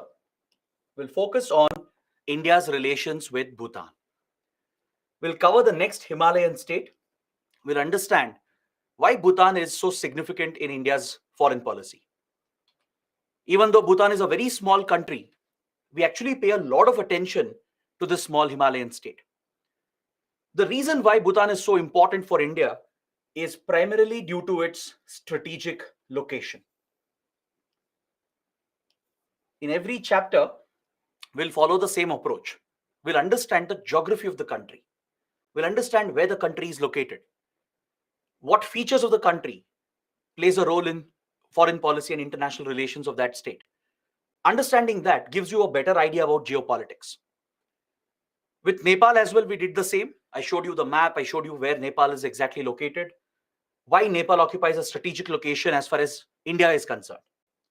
Similarly, let's do the same for Bhutan, and almost every country will do the same thing. We'll understand the geography of the country to figure out where it is located, why we see these countries to be strategically located. Now, in this map, you can see Bhutan over here. Again, it's a landlocked country. The first point is that it's a landlocked country, which means Bhutan has a economic limitation. It can't easily trade with rest of the world because it does not have direct access to the sea. The second important point is that it is sandwiched between two major Asian powers, that is India and China. It is located right between India and China, similar to Nepal. All right, that's the second important point that you should notice. Now, if you look at Bhutan's territory and the geography and the terrain it is blessed with, it has the Himalayan mountains, dense forests, and it has plenty of natural resources. So it's a country which is blessed with a very pristine environment. But Bhutan, unlike other countries, does not overexploit its resources. If any other country were to be blessed with such resources, they would have already overexploited those resources. But Bhutan is very different, very, very unique in terms of its economic development. Now, if you look at all the major countries in the world, they all measure their economic progress in terms of GDP, in terms of gross domestic product, right? They compute the value of the goods and services being produced within the territory of their country, and they see this as growth, which is a very statistical way of looking at growth. But Bhutan does not believe in such blind economic growth. It does not believe in numbers like GDP numbers. Bhutan has a very different concept altogether called the GNH, the Gross National Happiness Index. Bhutan believes in happiness, in fulfillment. This approach of Bhutan is driven by its culture, by its traditions. Bhutan culturally is a Buddhist nation.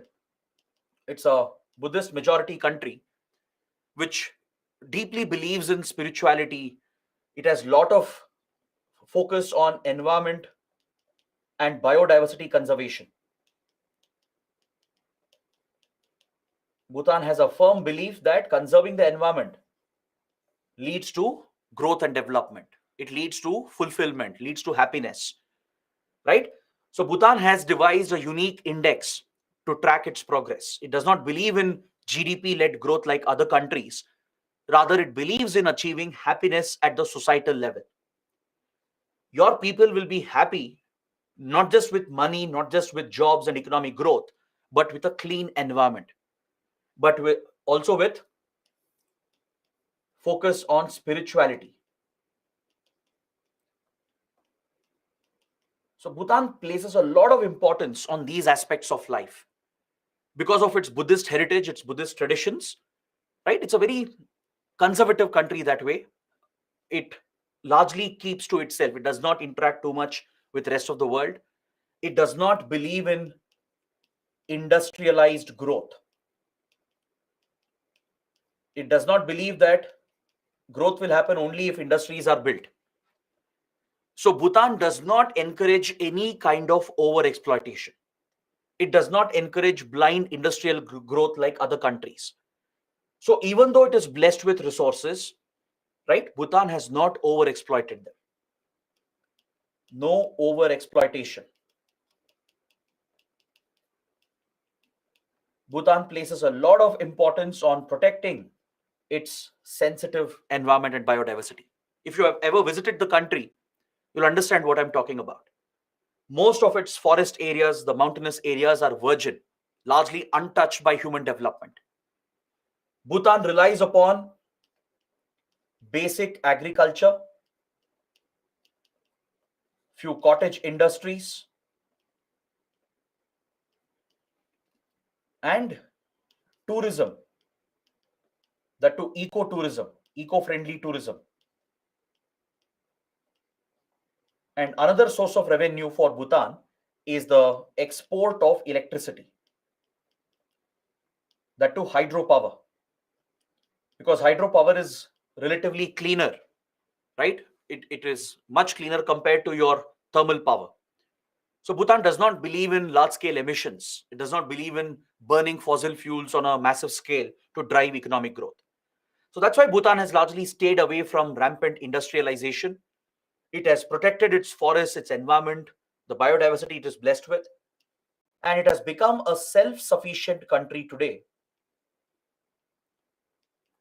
And India has played a big role in ensuring this. As its closest neighbor, India has respected Bhutan's wishes and choices. We have never enforced ourselves on Bhutan.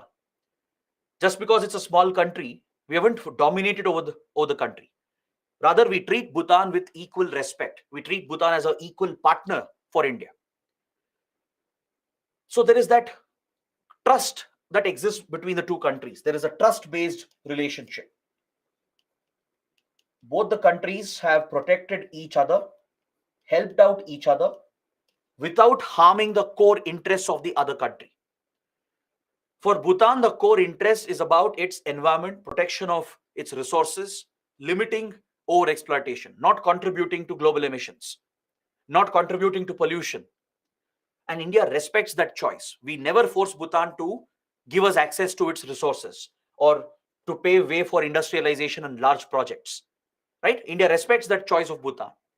Similarly, Bhutan respects India's choice. Bhutan respects India's interests. Our biggest interest here is the security interests. The security and strategic interests of India are the priority for us. And Bhutan has always respected this, given the threats that we face here from China. Right? Even Bhutan faces the same threat. In fact, when China annexed Tibet in 1950, right, I explained yesterday that all the Himalayan countries were worried. Nepal, Bhutan, and even Sikkim, they all got worried what China would do next. So they all sought India's help, India's protection. They asked India for defense and security assistance to stand up against Chinese aggression. So India has always been there for countries like Bhutan to help in their defense. We've also stood with Bhutan in the development of the country. Since Bhutan was having a very limited economy, right, it didn't have enough financial resources, as it had stayed away from industrial growth, and tourism was not a big thing back in 1950s and 60s, right? Even hydropower wasn't a major source of revenue back then. So when Bhutan had a very limited economy, when it was struggling with its own financial resources, it was India which stepped up and helped Bhutan financially. Even today, Bhutan's economy is closely tied with the Indian economy. All essential supplies go from India. Basic food items, medicines, vehicles, construction equipment, and even other essential goods, even, for example, fuel, like petrol, diesel, LPG, right? So all basic supplies, which are crucial for any economy, right? They are sent from India. As Bhutan is very limited in its economic financial resources, we provide all the basic supplies. We've also given transit access. Bhutan can transit via India and access the seaports if required. So we have directly played a role in the defense of the country and as well as in the development of the country. From 1950s, we have ensured that we provide any assistance that Bhutan requires. Bhutan might face disasters. It might get hit by an earthquake or floods, but India will be there for Bhutan. India will stand up and deliver the assistance that is required. That is the special relationship that has been created, and many experts believe that this is truly a model relationship. This is how a bilateral relationship should be. It is a trust-based relationship. Both the countries trust each other. They've actually been very close to each other in the security and strategic domain, and that shows, that reflects in the actual relations as well. And another unique thing about Bhutan is that even today, it's a monarchy. It is a constitutional monarchy. If you look at its political setup, right, Bhutan is not a full-fledged democracy. It's not like a modern constitutional democracy. There is an elected government. There are basic rights for the people. But the government functions under the king. The king of Bhutan is the head of the state. So Bhutan is still a monarchy that way. The elected government, the prime minister, they all report to the king, who's the head of the state. And it's not just a nominal role for the king. The king plays a direct role in the government, in the executive, right? And India has had very good relations with the royal family. The current king and even the previous, the fourth king, right now it's the fifth king, we have had very good ties with the leadership of Bhutan. Indian leaders from Prime Minister Nehru to Indira Gandhi to Manmohan Singh and Prime Minister Modi, all of them have had very close ties with the royal family. Very close personal relations exist between the leaders of Bhutan and India. This plays a role as well in building the trust in the relationship. Is that clear? Now, if you look at the policy of India, we have cultivated Bhutan as a strategic buffer against Chinese aggression. Remember, we spoke about the buffer strategy yesterday. I explained how British India had developed all the Himalayan kingdoms as a buffer to the north to protect the Indian colony from any Russian invasion. So, post independence, we inherited the buffer policy of Britain and we have continued with the buffer strategy. So, Nepal and Bhutan are buffers for India against any Chinese aggression. Is that clear? Even these countries have sought India's help and assistance, especially when they felt threatened in 1950 with the annexation of Tibet. India readily stepped up and provided security assistance to these countries, and since then, we have formed a very, very close partnership. This relationship is built on the foundation of a treaty, that is the 1949 Treaty of Friendship. If India-Nepal relations are based on the 1950 treaty, 1 year before that, India-Bhutan treaty was signed. In fact, this became the basis for the treaty with Nepal as well. Is that clear? This is what defines the relations even today. Under this treaty, there are some very unique provisions, and you need to understand this. Even though it's an old topic, it is still important because that is what defines India-Bhutan relations. Under this treaty, we have provided for partially open borders. It's not a fully open border like the one we have with Nepal, but it's a partially open border, which means Indians can enter Bhutan without a visa. You don't need a visa to enter Bhutan, but you need to get a travel document because Bhutan has tried to regulate the number of tourists who enter the country, because excessive tourism will lead to environmental damage, right? If you overexploit tourism as well, it will cause environmental destruction. So Bhutan restricts the entry of foreigners into the country. That applies for India as well. You have to pay an entry fee, which is very high. Bhutan levies a very high entry fee. You have to pay the entry fee and get a travel document which allows you to enter the country. Bhutanese people can also enter India without a visa. They just have to provide basic documents, get a travel document, and they can enter India. So it's not a fully open border, but it's a partially open border. The border controls are relaxed. There is easy movement. We have easy movement for people and as well as for goods and vehicles. This is a defining aspect of the relationship. Is that clear? The entry fee that Bhutan levies on tourists is reduced for Indians. Indians get a special discount. Indians are given a exemption. We have to pay a very nominal amount compared to what other foreigners will pay. It's a daily fee. Depending on the number of days you're going to stay, you have to pay a daily fee, which is in turn used for environmental conservation efforts. This entry fee is reduced for Indians as part of the close partnership that we have. So Bhutan has a lot of economic and strategic dependency on India. India also has a need for Bhutan to protect our core security interests.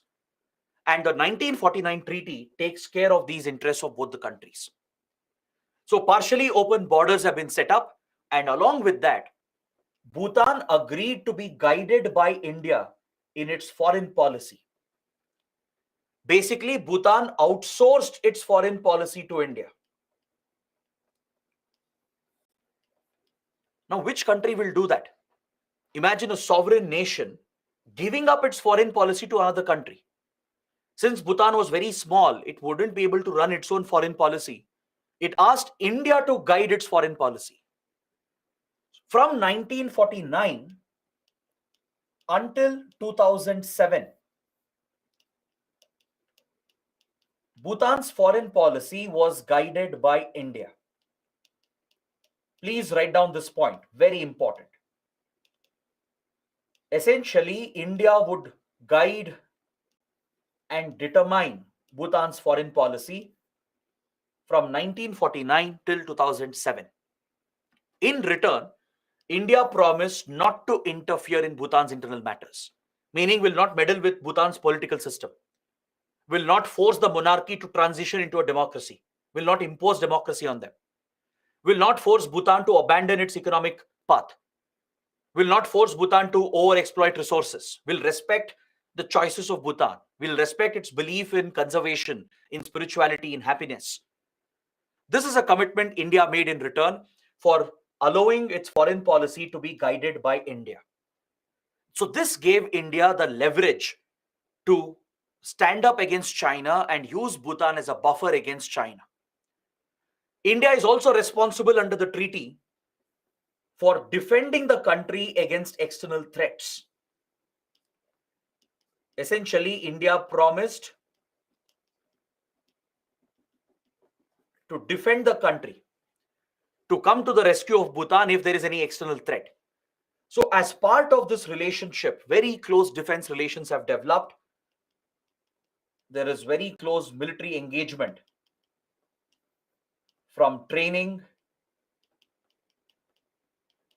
to supply of weapons to joint operations, sharing of intelligence. All right, so across these areas, we have very close collaboration. We have trained Bhutan's Royal Bhutanese Army. We have supplied weapons to them. We share intelligence with them. We have conducted joint operations as well. So such close defense relations exist between the two sides, and Indian troops are stationed as well in Bhutan. In fact, Bhutan's borders with China, they're jointly patrolled. There is joint patrolling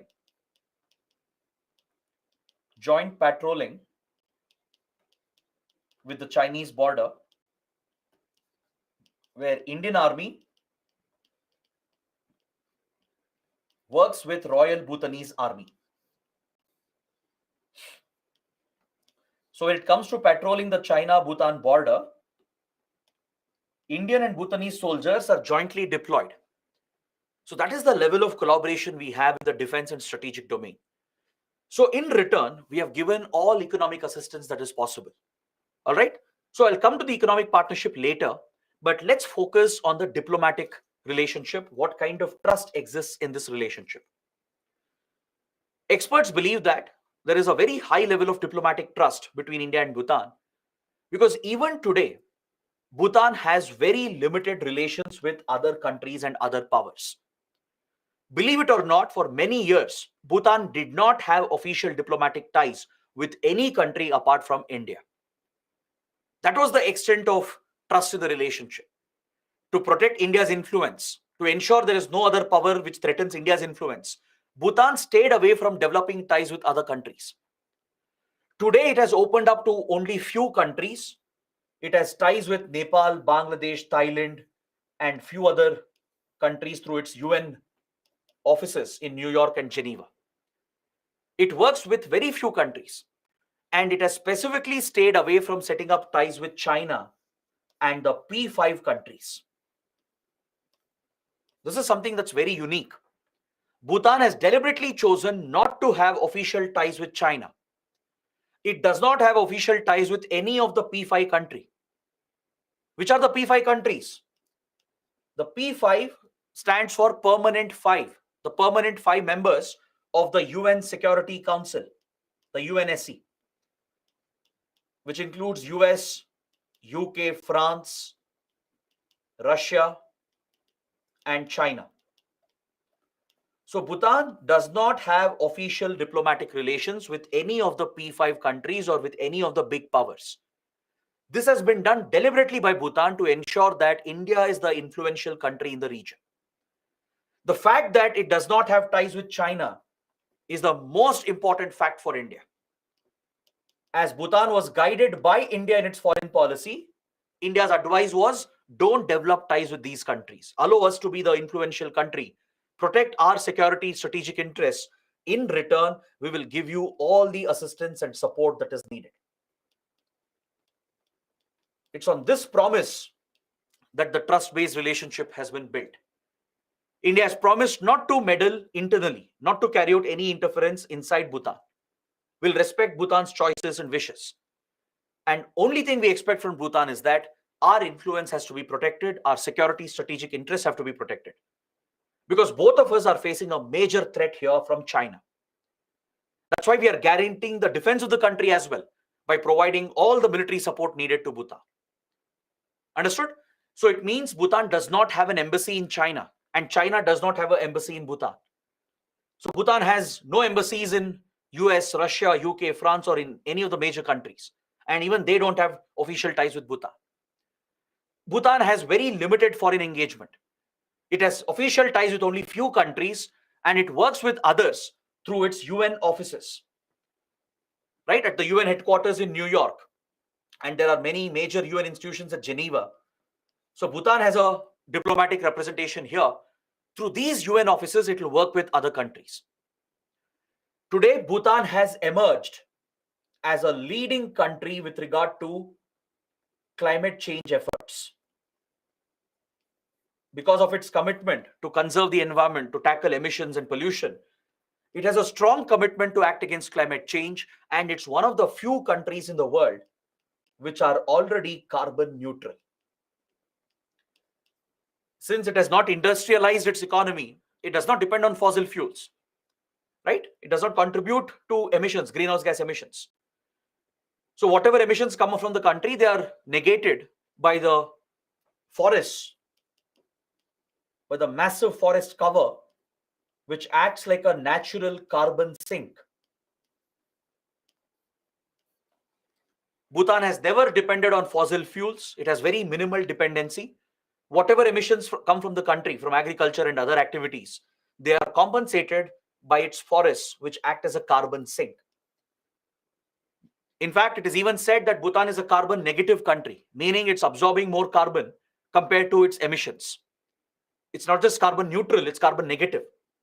It's taken a leadership role at Climate Change Convention, at the UN Framework Convention on Climate Change, to give a push for reducing greenhouse gas emissions.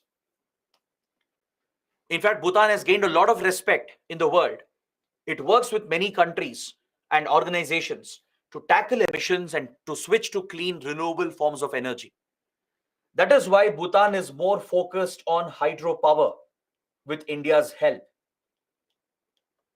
It is focused on solar and wind energy as well.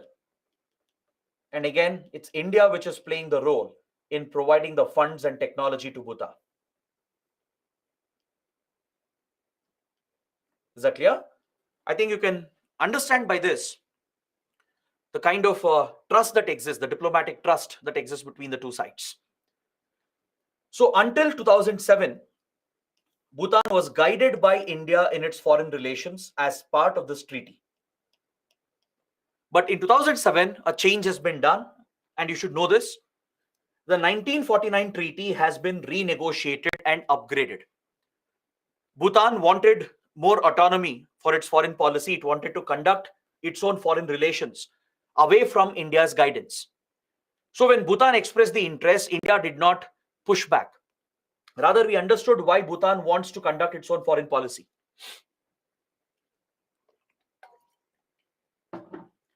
So we respected Bhutan's wishes and we renegotiated the treaty in 2007. And since then, Bhutan is no longer required to consult India and to be guided by India in its foreign policy. So from 2007 onwards, Bhutan is independently conducting its own foreign policy. But still, it continues to respect our strategic and security interests. Our guarantee to defend the country continues. The partially open border system continues. The only change is that Bhutan is no longer required to be guided by India in its foreign relations. So in the last 16 years, Bhutan is conducting its own foreign policy.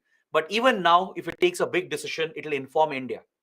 It will consult with India, it will keep India informed so that India is not threatened by Bhutan's foreign relations. So that shows the close friendship that exists. It shows the model relations that have been built between the two sides, because both of us, we treat each other as equal partners. We have never seen Bhutan as a small, insignificant country. Rather, we have seen Bhutan as an equal partner, and that respect can be seen in the relations and the way in which the relationship has developed. Is that clear? So there is a free trade regime in place that provides for free movement, easy movement of people, goods, and vehicles. It promotes the trade relationship. As I told you, all essential supplies go from India. But on the diplomatic side, Bhutan today is more independent. The treaty was revised and updated in 2007. And since then, it's conducting its own foreign policy. And we are comfortable with that. India has no issues with that. Even now, Bhutan, if it takes a big decision, it will consult India, it will keep India informed. We continue to promise military support. We continue to defend the country, right? We continue to supply weapons. We have still stationed troops in Bhutan. And that close security relationship continues along with the close economic relationship. Only with regard to its foreign policy, it's become more independent. And in the last 16 years, it's conducting its own foreign relations. Now, based on this, let me explain other aspects of the relationship. There are few more aspects that you need to understand. One is the security relations, what kind of defense security relations we have.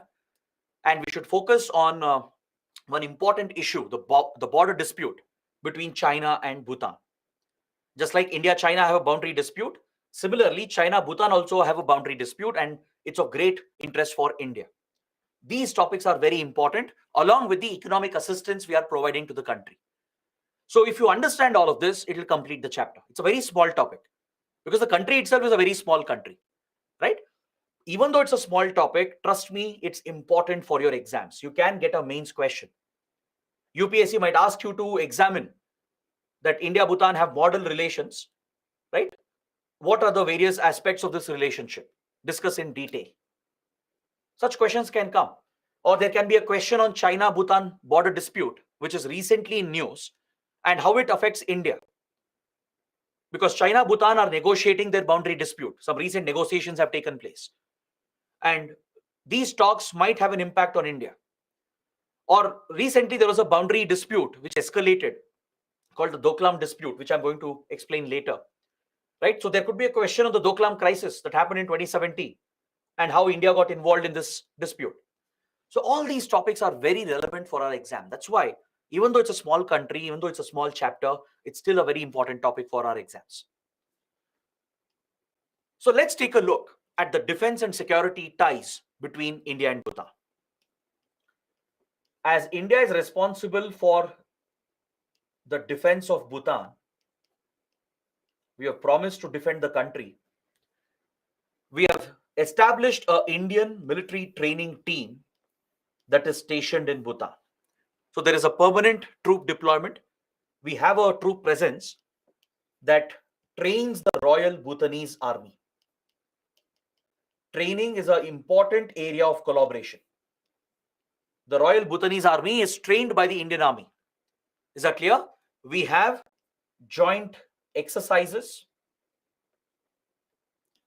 We have conducted some important joint operations as well. And we share intelligence with each other.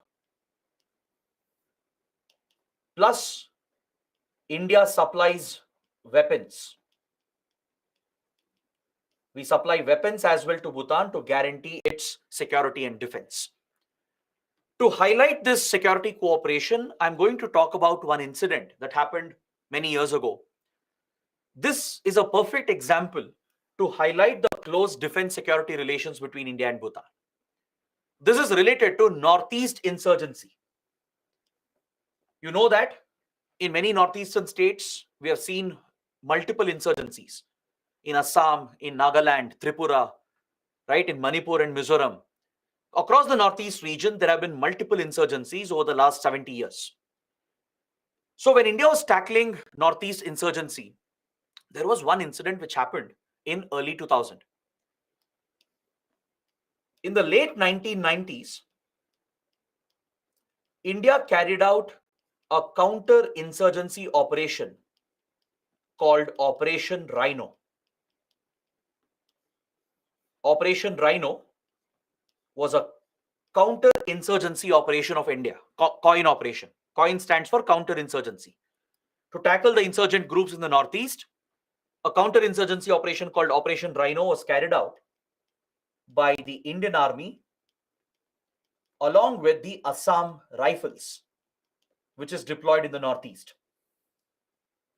But what happened was, because of Operation Rhino, various Northeast insurgent groups, they came under a lot of pressure as Indian forces were targeting them, right? They came under a lot of pressure in the Northeast. And because of Operation Rhino, these insurgents, they fled from India and they took shelter in Bhutan.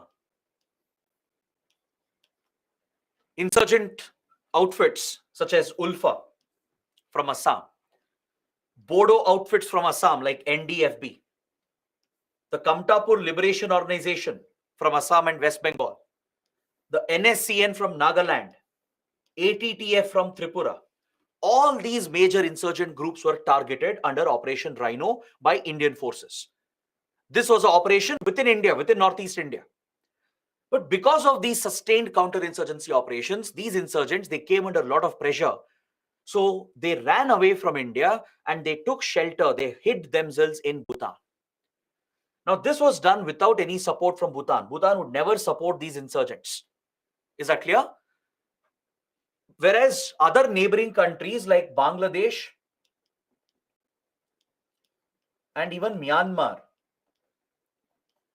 they have been a safe haven for Northeast insurgents from many decades. We will study this in the next chapters when we take up Bangladesh and Myanmar. There you'll understand how Northeast insurgent groups found a safe haven in these neighboring countries. Their governments were supporting them. Right? In Bangladesh, we had a hostile government which was supporting Northeast insurgents, creating a safe haven for them by working with Pakistan. In Myanmar as well, some elements of Myanmar's army and some local ethnic groups, they have given support to Northeast insurgents by working with China. But Bhutan would never do this. Bhutan would never shelter these anti-India elements. All right? The moment India detected the presence of these insurgents, India and Bhutan started collaborating. We started working together. We shared the information, we shared the intelligence with Bhutan's security forces and agencies. And based on this, we planned a joint operation called Operation All Clear. Operation All Clear was a joint military operation of India and Bhutan to flush out these insurgents who were hiding in Bhutan. It was a very successful operation. The Indian Army deployed special forces. The para commandos, the para special forces were deployed along with Indian intelligence agencies. And Bhutan's armed forces played a role. And in this joint operation, we targeted these Northeast insurgents who were hiding in the forests of Bhutan. They were all flushed out from Bhutan under this successful counterinsurgency operation called Operation All Clear. So this is a perfect example to show the security cooperation between the two countries. Is that clear? Please understand this topic. It's very, very important. Apart from this, the border is very safe. There is no organized crime as such. There is no infiltration or smuggling that prevails along India-Bhutan border. It's a very safe border, and both sides have ensured the security of the border. There is a lot of collaboration in border security as well. We cooperate with each other to secure this border, right? Do you know which is the border guarding force from India? Which border guarding force has been deployed to secure this border with Bhutan? Does anyone know which is the security force? Very good. Many of you have got it right. It is the SSB, the Sashastra Seema Bal. The force which guards the boundary with Nepal, the same force is deployed for the Bhutan border as well. All right. So these are the basic pointers you should be aware of with regard to our defense and security relations. Understood? Now, we'll come to the biggest topic, the China-Bhutan border dispute.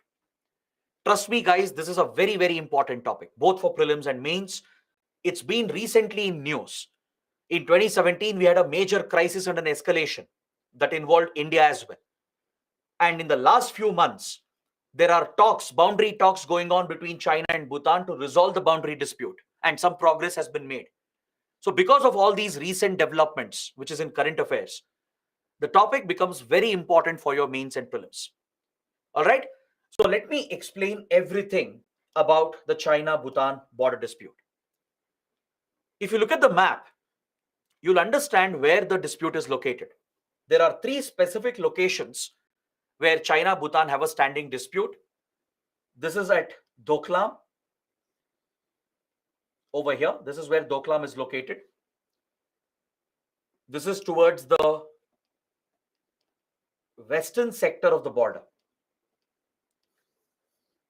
If you look at the total length of this boundary, it's I think around 480, 490 kilometers. In the western sector of this border, there is a place called Doklam. Doklam Plateau, Doklam Bowl, they all refer to the same place. It's part of Bhutan's territory. It belongs to Bhutan. It is also under Bhutan's control. But China has always tried to claim Doklam for itself. And recently, there was a major escalation at Doklam that involved India. All right, I'll come to that. I'll discuss the Doklam crisis. But please note that in the western sector of the boundary, there is a disputed location called Doklam.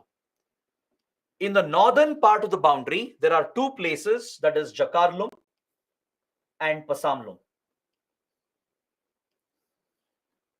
These are the three disputed sites along the China-Bhutan border.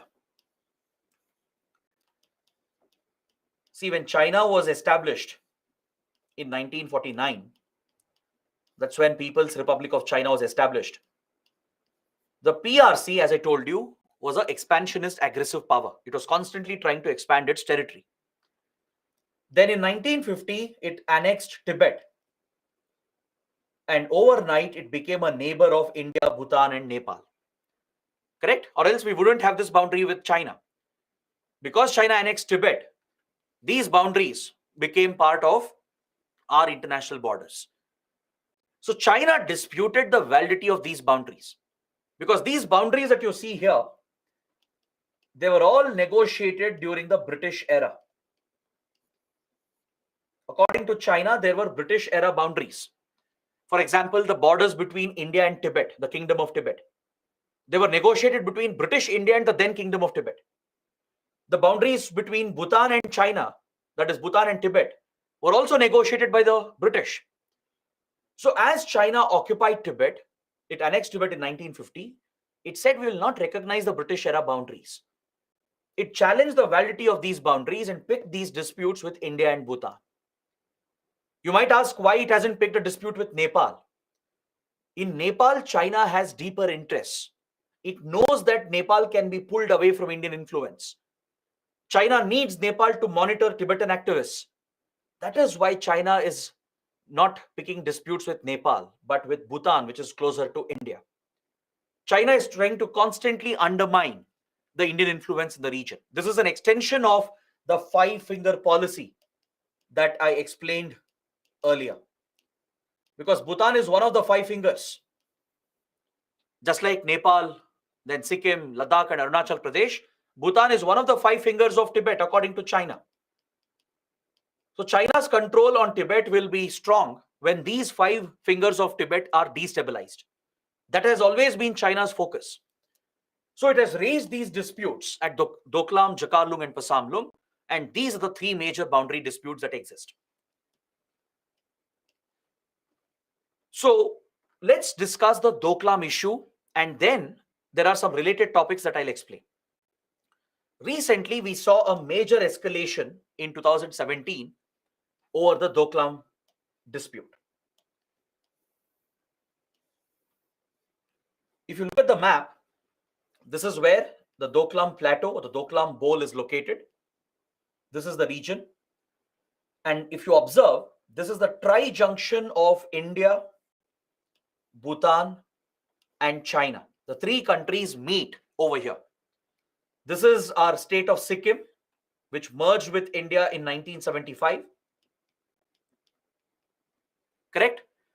So Doklam is a place where India, China, and Bhutan meet. It's a tri-junction point. Right next to Doklam, there are some strategic locations, very important locations from a military perspective. Can you see the Chumbi Valley here? This is the Chumbi Valley of Tibet. It's a protrusion of Tibet between Sikkim and Bhutan. This serves a very big military purpose for the Chinese PLA. The Chinese army has a major military presence in Chumbi Valley, which allows China to dominate over India and Bhutan. Right next to Doklam, you can see the strategic Nathula Pass in Sikkim. I already explained, Nathula is an important route. It's a historical route that has connected India with Tibet. Since ancient times, Buddhism has traveled through this route to Tibet and China. There is local trade, border trade that exists in ancient medieval times and even in modern times. It's a route for Kailash Manas Sarovar Yatra, which is in Tibet.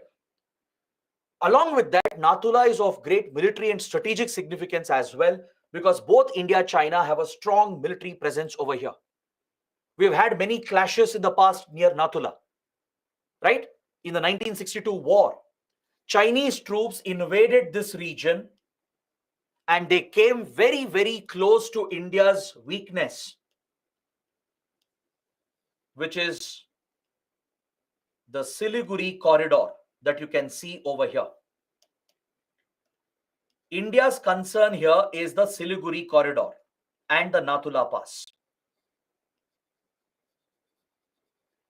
This narrow stretch of land called the Siliguri corridor, it is a choke point for India. It's a strategic choke point. It's a very vulnerable region for India and it's called the chicken's neck. It's as vulnerable as a chicken's neck.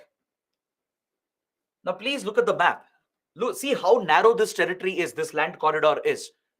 It's essentially a small patch of India that is the only connection between Northeast India and the rest of the country. Because Siliguri corridor is surrounded by two foreign countries. This is Nepal here. This is Bangladesh here. So the Siliguri corridor of India is a narrow patch of Indian territory which is sandwiched between Nepal and Bangladesh. The width here is hardly around 20 to 80 kilometers. Right? This is the width that is available here. It's a very small, narrow corridor and the only connection that links Northeast India with rest of India. So since the 1962 war, India has had a major concern that China might always try to capture Siliguri and impose a blockade which would cut off the Northeast from India. This is the weakness that we have at Doklam. That's why it's a choke point for India. Indian strategic establishment, our armed forces, the defense ministry, intelligence agencies, foreign ministry, they all look at Siliguri as a weakness. It's a choke point for India because it's a narrow patch of India which can be blocked, which can be cut off by an enemy. This threat came real. It almost came real during the 1962 war when Chinese troops invaded through this region and came very close to Siliguri region. Siliguri is in West Bengal. This is West Bengal here. All right. Also, the terrain is difficult after Siliguri. You reach the Darjeeling area from where you have hilly mountainous region. So connectivity to Northeast is also complicated through Siliguri corridor. It's not easy to build roads and railway lines to connect the rest of India with Northeast India. So Siliguri is of great strategic significance for us. It's a vulnerability for India. It's a weak point. It's as weak as a chicken's neck. It's very slender. It can be broken off easily. That is why India sees this as a choke point. Now, Doklam is very close to the Siliguri corridor. It's very close to the Nathula Pass, right? So from Chumbi Valley, China can access Doklam, Nathula and Siliguri, and whoever controls Doklam, they will have a vantage point. They will have an advantageous position to access Nathula and Siliguri, which are strategically vital for India. So this is why India is involved in the Doklam issue. Even though it's between Bhutan and China, we get involved because, one, we were guiding Bhutan in its foreign policy until 2007, And second, we are responsible for the defense of the country. Correct? So in 2017, there was an incident where the PLA was constructing a road in the disputed Doklam region that belongs to Bhutan. What happened was, there was a patrolling team of Indian Army and Royal Bhutanese Army. They were on a patrol, right? Both India and Bhutan have deployed troops here at Doklam. So they were conducting a joint patrol and they were shocked to find Chinese soldiers in Bhutan's territory where they were building a illegal road. Illegal road construction was being taken up. So immediately the Indian troops objected to this construction activity. The Indian Army, along with the Bhutanese forces, we tried to prevent the Chinese PLA from building this road. So this led to a military confrontation. It led to a border clash. And the troops, they engaged in a fist fight. They engaged in a hand-to-hand fight that led to injuries on both the sides. See, between India and China, you don't see the opening of fire. You don't see that Indian troops and Chinese troops, they don't open fire against each other, right? That's because there are few boundary agreements which obligates India, China from not opening fire against each other. We'll discuss those agreements under India-China later. In the last 50 years, after 1962 war, we haven't seen a direct military confrontation where we have opened fire against each other. It's not a coincidence. It's because there are few boundary agreements we have signed in 1990s that establishes a basic protocol on how India, China have to behave near the disputed boundary. So both Indian and Chinese soldiers are prohibited from carrying heavy weapons near the border when they are on patrol. They are prohibited from opening fire against each other. Because of these boundary agreements, a certain degree of peace has prevailed and clashes and incursions haven't turned into a full-fledged conflict. Is that clear? Under these boundary agreements, there is an established mechanism for resolving these minor disputes at the ground level itself. There are established channels of communication between military commanders at the local level and senior level so that forces can meet each other, they can discuss and work out a settlement if there is any tension or escalation that happens at the border area. I'm going to explain these boundary agreements in India-China chapter, not here. But now just understand that we do have these agreements that prevents us from opening fire. It prevents us from carrying heavy weaponry.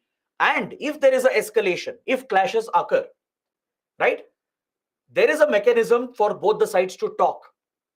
And local commanders will discuss, they'll meet, they'll negotiate, they'll try to de-escalate and disengage. Similarly, if local commanders fail to achieve a resolution, then there is a hierarchy which has been created. Senior military commanders will get involved from India and China to discuss and resolve the issue then and there. The idea is to ensure that minor disputes and clashes does not turn into a bigger conflict, right? If you don't have these mechanisms, every small clash or incursion could turn into a war. So to prevent this from happening, in 1990s, we have signed a series of agreements. These boundary agreements, they are the ones which are preventing a war between India and China. Even during the latest Ladakh crisis which happened, right? There was a major escalation. Soldiers were killed on both the sides.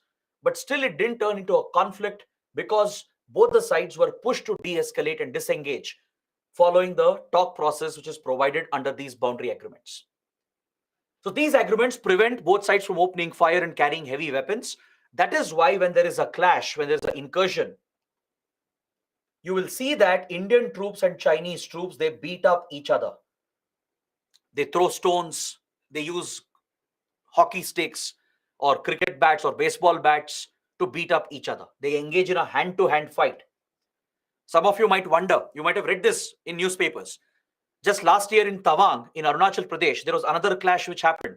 Again, Indian Chinese soldiers, they fought hand-to-hand. Even in the Ladakh crisis in 2020, in the Galwan River Valley clashes, around 20 Indian soldiers were martyred. For the first time, so many soldiers were killed after 1962 war. Many Chinese soldiers were also martyred. But these deaths did not occur due to opening of fire, because both are prohibited from opening fire. These deaths happened at Galwan River Valley because both the sides pushed each other, and many soldiers, they slipped and fell in the Galwan River Valley. It's because of those injuries that the soldiers died, because of the hand-to-hand combat.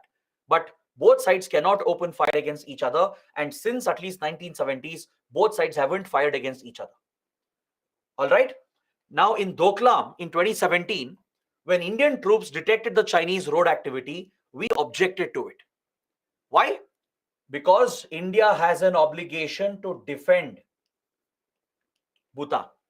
And not just that, Doklam is strategically vital for the Indian Army. As I explained, it's very close to Natula and Siliguri. Whoever controls it, they have a vantage point. India was very clear that China cannot take up such construction activity in Bhutanese territory. So we tried blocking the Chinese construction. That led to a clash between our troops, and many soldiers got injured on both the sides. This escalated very quickly and resulted in tensions between the two sides. Both India and China brought reinforcements. They mobilized more troops. They started bringing more troops and military equipment near the region, into the region, and things were escalating very quickly. It appeared that as if India and China were getting ready to go for a war or a conflict over Doklam issue. Now, that is how important Doklam was to India. Even though it's Bhutan's territory, it's part of Bhutan-China dispute, India got deeply involved and directly involved because Doklam is strategically very significant for India. So both countries mobilized troops, which further escalated the tensions. And all the mechanisms we had, the border mechanisms, which I was mentioning,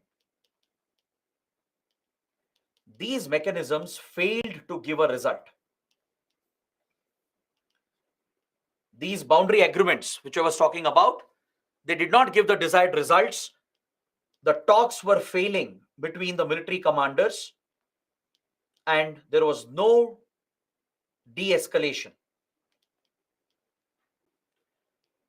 They failed to achieve a de-escalation. They couldn't disengage their troops and pull back the troops. There were constant tensions between the two sides for several weeks, and it became a major dispute between India and China. Is that clear? That is why the Doklam dispute is so important.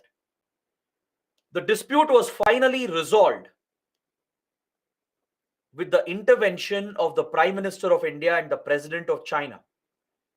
At the highest leadership level, an intervention was done through the Wuhan Informal Summit.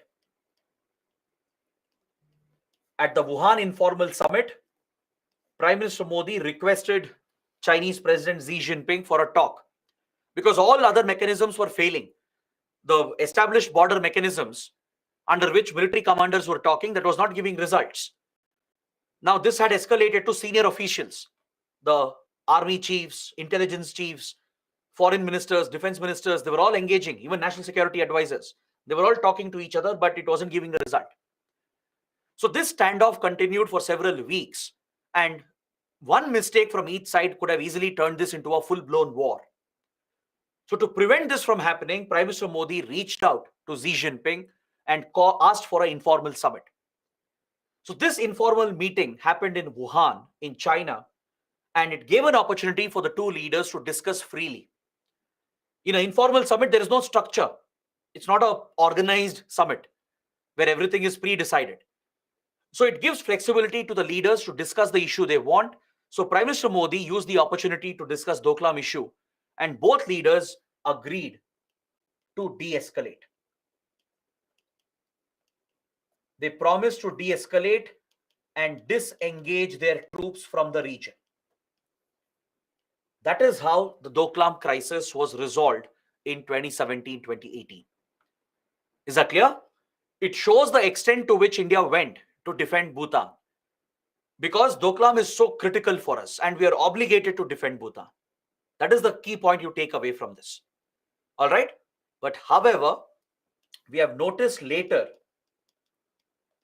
that China, as usual, has betrayed its commitments.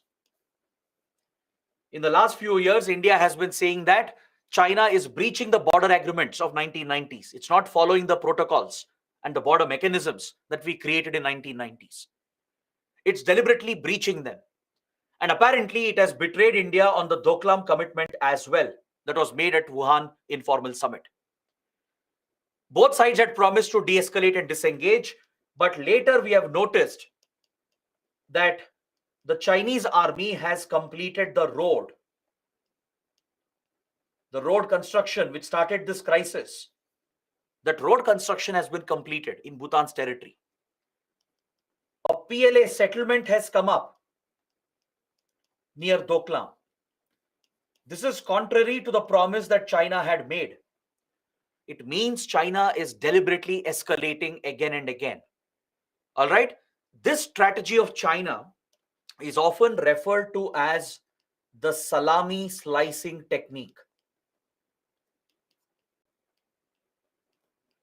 This is the salami slicing technique of China. What does it mean?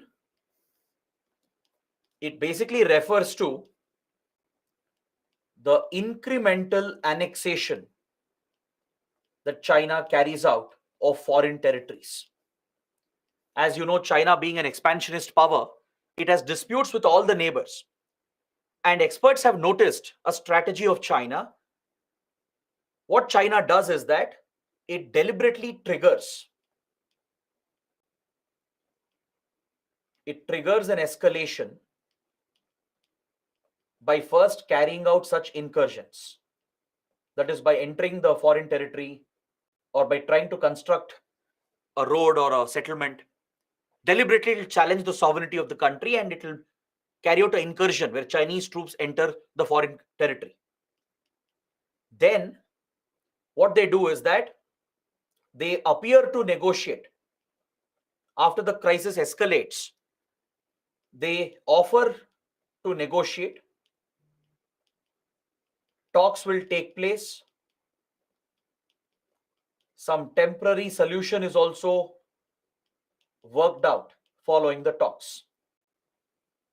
And then what China does is that it will occupy some of that area. And this process will repeat over years and years.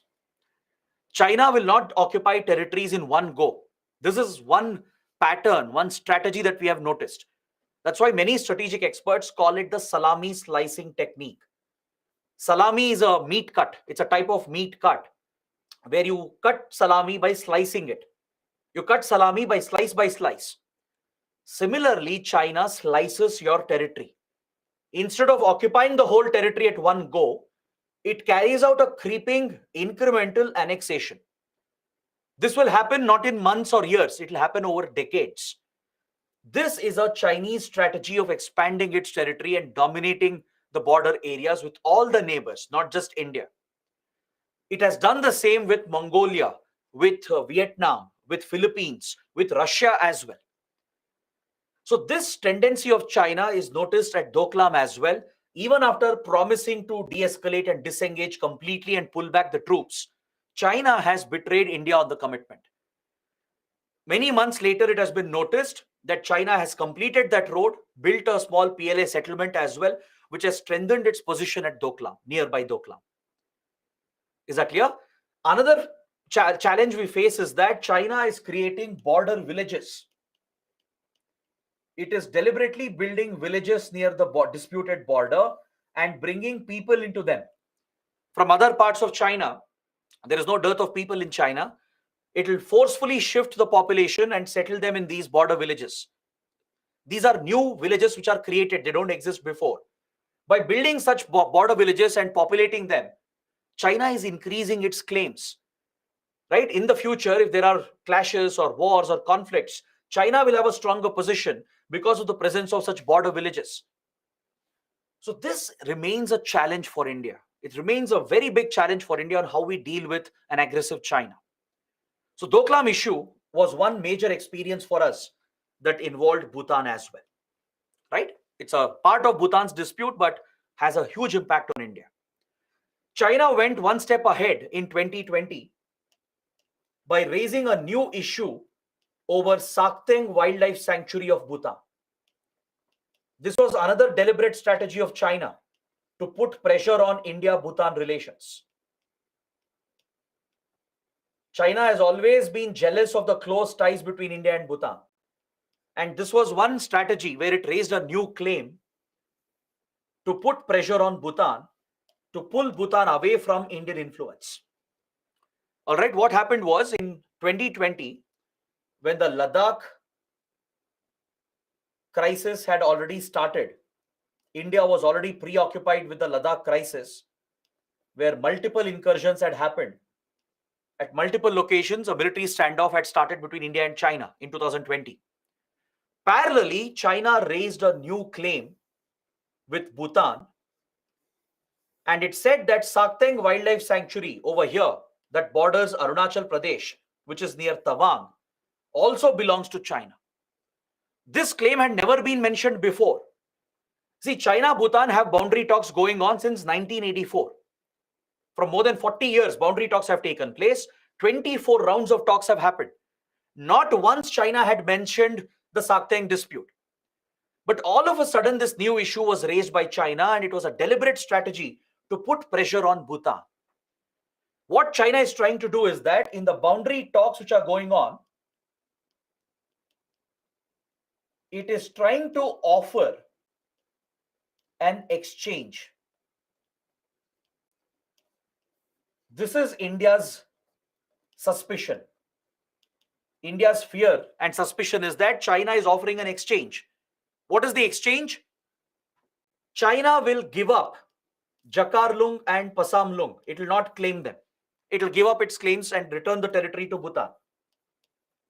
But in return, it will want Doklam. Can you understand the Chinese strategy? They don't care about Jakarlung and Pasamlung. Doesn't matter for them. It's only with Bhutan. There is no India present there. China's focus is on putting India under pressure, and Doklam is an opportunity for them. China knows Doklam is strategically vital due to its proximity to Siliguri corridor and Nathula Pass.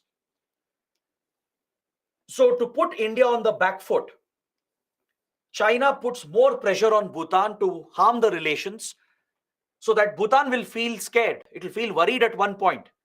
Any country will feel that why should I get caught between two large countries which are fighting? Now Bhutan might feel that it's under pressure from China because of its close ties with India. So tomorrow there might be a possibility where Bhutan might agree for an exchange because of this tremendous pressure. The exchange being proposed is that Jakarlung, Pasamlung claims will be given up. But in return, China wants Doklam. That is the exchange that China is proposing. And of course, India opposes this and Bhutan stands with India. Bhutan has firmly remained with India in this regard. It raised a new claim at Sakteng deliberately to put Bhutan under more pressure. That is the strategy that we have seen from China. Is that clear? So along with this, recently from 2022 till now, in the last 8 to 10 months, the boundary talks have started progressing. There has been a major progress in the last few months especially. These are part of current affairs. It's part of recent developments. These boundary talks are going on since 1984. Initially, it was guided by India because Bhutan was guided by India in its foreign policy until 2007. Correct? So India would facilitate these talks. Please remember, China, Bhutan, they don't have official ties. They don't have official diplomatic relations. So India would facilitate these talks. And till now, 24 negotiations have taken place. 24 rounds of talks have been held. But these talks, they hit a break in 2016 because after Doklam crisis, fresh talks did not happen. The boundary talks were paused following the Doklam crisis. But now it has been resumed again. Some progress is being seen in the last few months. All right, and they've agreed to achieve a solution as quickly as possible. China, Bhutan have met again. They've set up some expert committees and bodies, and they're looking to hold the 25th round of border talk very soon, and they're expected to reach a solution. In the last few months, there has been a major development on this front. The expert group meeting, both sides have set up an expert group, and 13th round of their meeting took place in Beijing in August, just a couple of months ago. And they have constituted a joint technical team to delimit the boundary, to draw the boundary between the two countries. And the first meeting of the Joint Technical Committee was also carried out. And they have finalized a 3-step roadmap in 2021, based on which they will find a final solution to the border dispute. We don't know what the 3-step roadmap is in the public domain. It's a classified document. It's a secret document between China and Bhutan as part of their diplomatic engagement. Even though it does not have diplomatic relations, boundary talks are going on, and they have finalized a 3-step roadmap, a 3-step approach, which includes establishing an expert committee and a technical committee, and they're looking to hold the 25th round of talks as soon as possible to finalize a solution. So maybe in the coming months, maybe next year, we might see some development on this front. So India is closely watching these developments. There might be a final solution, but we know for sure Bhutan will not betray India. It has always stood by India. It will protect India's interests. It will not agree for an exchange without India's consultation and approval. Right? But India closely watches the boundary talks which are going on, and Bhutan is sharing that information as well, telling India what's happening, keeping India updated regarding the boundary talks. Is that clear? So it's a very big topic. It's a very important topic that is relevant for India, for India's interests. So please pay attention in your current affairs for China-Bhutan boundary dispute. In the nearby future, there might be new rounds of talks. There might be a final solution as well, right? So how it impacts India is an important topic for our exam. So with this, we are at the last part of the discussion. We will cover the economic cooperation and the various initiatives that are present between India and Bhutan. That will complete our discussion for today, and we can close the class for today. Coming to our economic partnership, you already know that Bhutan has a lot of dependency on India. India has given tremendous support from 1950s itself. India is the largest trade and development partner for Bhutan. In fact, from 1950s to early 2000, for almost 40 years, Bhutan's 5-year plans and budget were sponsored by India through the Indian budget. In our yearly budget, there would be a separate allocation made for Bhutan. That was the financial support given by India. Direct budgetary support was given. Direct budgetary support was extended by India to finance the 5-year plans of Bhutan. Even it adopted a planned model of development like India, right? So to finance those 5-year plans, India provided the funding in 1960s, 70s, and 80s. So we have played a very big role in creating essential infrastructure in Bhutan. We have funded many key initiatives, and we set up Project Dantak in 1960s to carry out construction of roads and infrastructure in the country. Since Bhutan didn't have the finances and the technology and resources, India helped out Bhutan in road construction and infrastructure creation through Project Dantak. It's a joint project between India and Bhutan, where India is giving assistance, financial and technical assistance. We are giving financial support and technical support to execute key infrastructure projects. It was started by Prime Minister Nehru with the then King of Bhutan. And this has continued since then. And we have taken up many major infrastructure projects in the country. We have built roads. We have set up many hydropower plants. We are going to discuss that hydropower cooperation. We have given assistance in the field of agriculture, healthcare, education. We provide training to their military and civilian officials. Both their military and civilian officials are trained by India. All right. And we also have a free trade regime, as I mentioned earlier, that provides for free movement between India and Bhutan. Right. So that is the special economic relationship we have created. But the biggest investment we have made is in the hydropower sector. India has seen a lot of success in Bhutan, unlike Nepal. In Nepal, we studied that we have struggled in many hydropower projects. Even though we have promised many projects, we haven't been able to deliver, right? Because of lack of funding, technical issues, local protests and opposition, right? Because of all those hurdles in Nepal, we haven't been able to see success in the hydropower sector. But Bhutan is a different story. We have worked with Bhutan to sustainably exploit its hydropower potential.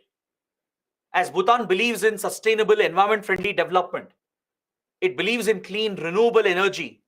Hydropower is the perfect answer. Is that clear? So India has funded many projects. We have executed those projects as well. It's Indian companies which have constructed them. Indian companies like National Hydropower Corporation, National NTPC, Thermal Power Corporation, and some private companies as well. They are involved in these hydro projects. So please remember the name of some of the important hydropower projects. You have Chuka, Kurichu, and Tala, which are already generating a lot of electricity. Then there is the Mangdechu hydro project, which was recently completed. There is an upcoming project called Punachangchu. All right. And another major project that was started recently is the Kolongchu hydro power project. These are some major Indian investments. And as a result, Bhutan is generating surplus electricity. It is exporting this electricity in South Asia. And it's earning revenue from this, which makes Bhutan self-sufficient in today's world. Its budgetary dependency on India has gone down. Its financial dependency has gone down because today Bhutan has become self-sufficient. It's earning enough revenue through export of electricity and also through tourism. These are major sources of revenue which is sustaining Bhutan's economy, and its financial dependency on India is reduced, and it has one of the highest per capita incomes in South Asia today. So India has played a direct role in this sustainable development of Bhutan, in exploiting the hydropower potential of the country. So no wonder experts believe that this is a model relationship. We have treated Bhutan as an equal partner. There is mutual respect in the relationship, and both the sides have been sensitive to each other's concerns. We have not forced our industrialization, resource exploitation on Bhutan. We have not forced democracy on Bhutan. We have not interfered with the monarchy. We have not interfered with their internal politics. Similarly, Bhutan has respected our security interests. It has protected India's interests against Chinese influence. It hasn't played India versus China like Nepal has done. That is why this is a model relationship where there is a lot of trust between the two countries.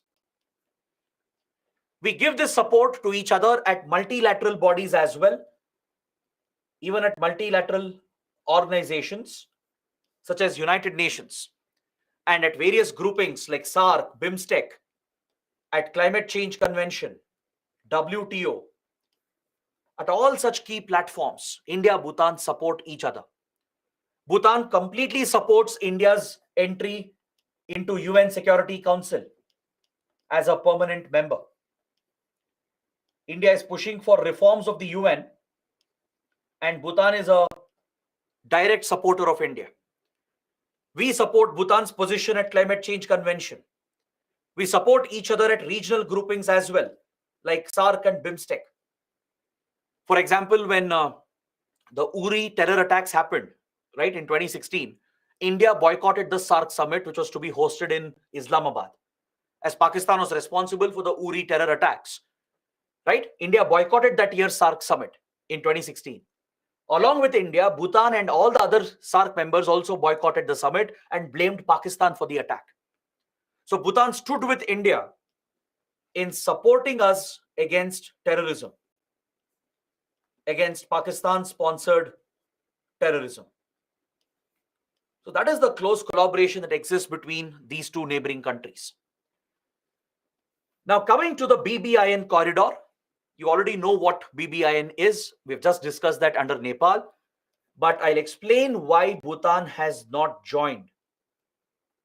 It has not joined because of its environmental commitment. That is the reason.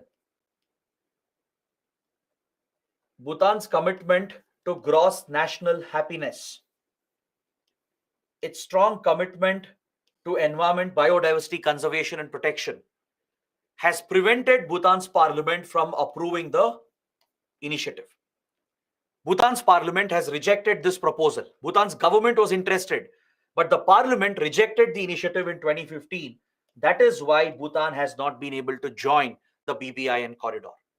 It's on environmental grounds. Because if the corridor is set up, Bhutan's worry is that large goods carrying trucks will enter the country from India, Bangladesh, Nepal.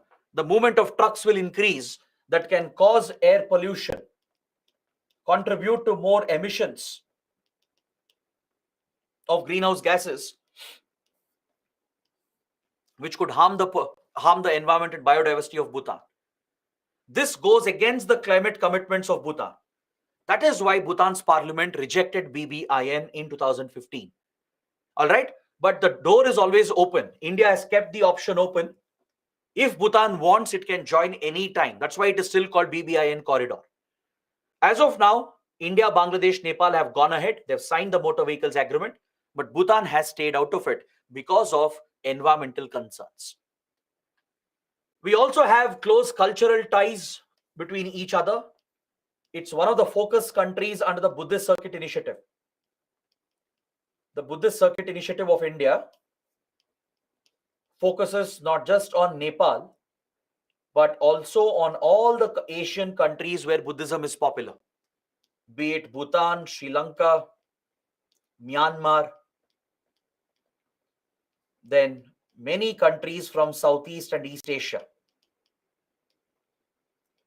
They are the focus of our Buddhist Circuit Initiative to attract more tourists from Japan, from China, from South Korea, from Thailand, and all Southeast Asian countries, and from our neighboring countries as well, where Buddhism is a major religion. Right? So we do engage in soft power diplomacy to build our close cultural ties, which is rooted in Buddhism. And we also provide many scholarships.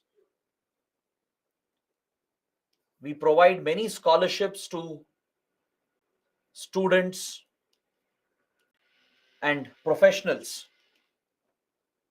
We help them in training and capacity building through a program called ITEC program. ITEC is a very important initiative. It's an initiative of the Ministry of External Affairs. It stands for Indian Technical and Economic Cooperation.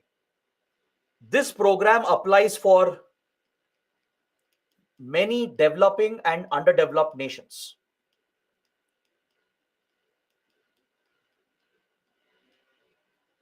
Several developing countries and underdeveloped countries from Asia, Africa, Latin America, all of them, they get the support from India with regard to scholarships for education and training. That is the focus of ITEC program. And Bhutan is one of the beneficiaries.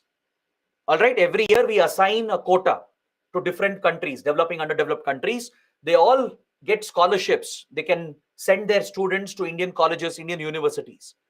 We conduct training programs as well in their countries to train their government officials, their professionals, etc.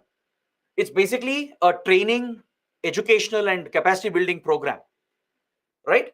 So under this, we are sharing technical knowledge, economic knowledge, giving them skill building or skill development. So these scholarships are extended as part of the people-to-people relations under ITEC program.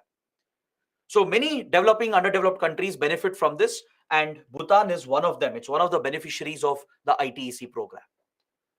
So this explains the close relations between the two sides And recently, the visit of Bhutan's king to India was a very positive development. Just a few months back, in April, Bhutan's king, Jigme Kesar Namgyal Wangchuk, paid a very important visit to India, and both the sides have launched some new initiatives. India has agreed to provide an additional line of credit, which is a fresh concessional loan to finance some projects, infrastructure projects in Bhutan. We have also agreed to speed up the hydro projects which are pending, especially the Sankosh and Punat Sangchu projects which have been delayed.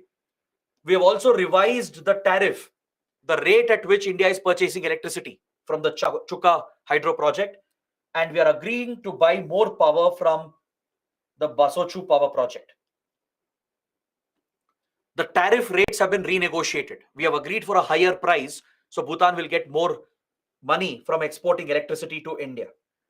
So it will help us bridge our energy deficit. We'll also resupply this to Bangladesh and Nepal through the power grid that we have created, through the power transfer arrangement that we have created. With Bhutan as well, an integrated checkpost is being set up at Jaigong. All right, please remember this. And the first ever cross-border railway link from Kokrajhar in Assam to Gelupu is being built. It will be a railway link, the first railway link between India and Bhutan, right, from Kokrajhar, which is a border district in Assam, that will be connected with Gelupu in Bhutan through this railway link. So this major project was announced, and many new areas have been identified, like space, science, technology, engineering, mathematics, upskilling, technology and innovation. All these new emerging sectors have also been identified as areas of cooperation between the two countries. So that is the positive development that we saw during the latest visit of Bhutan's king to India. So that is part of your current development, recent development.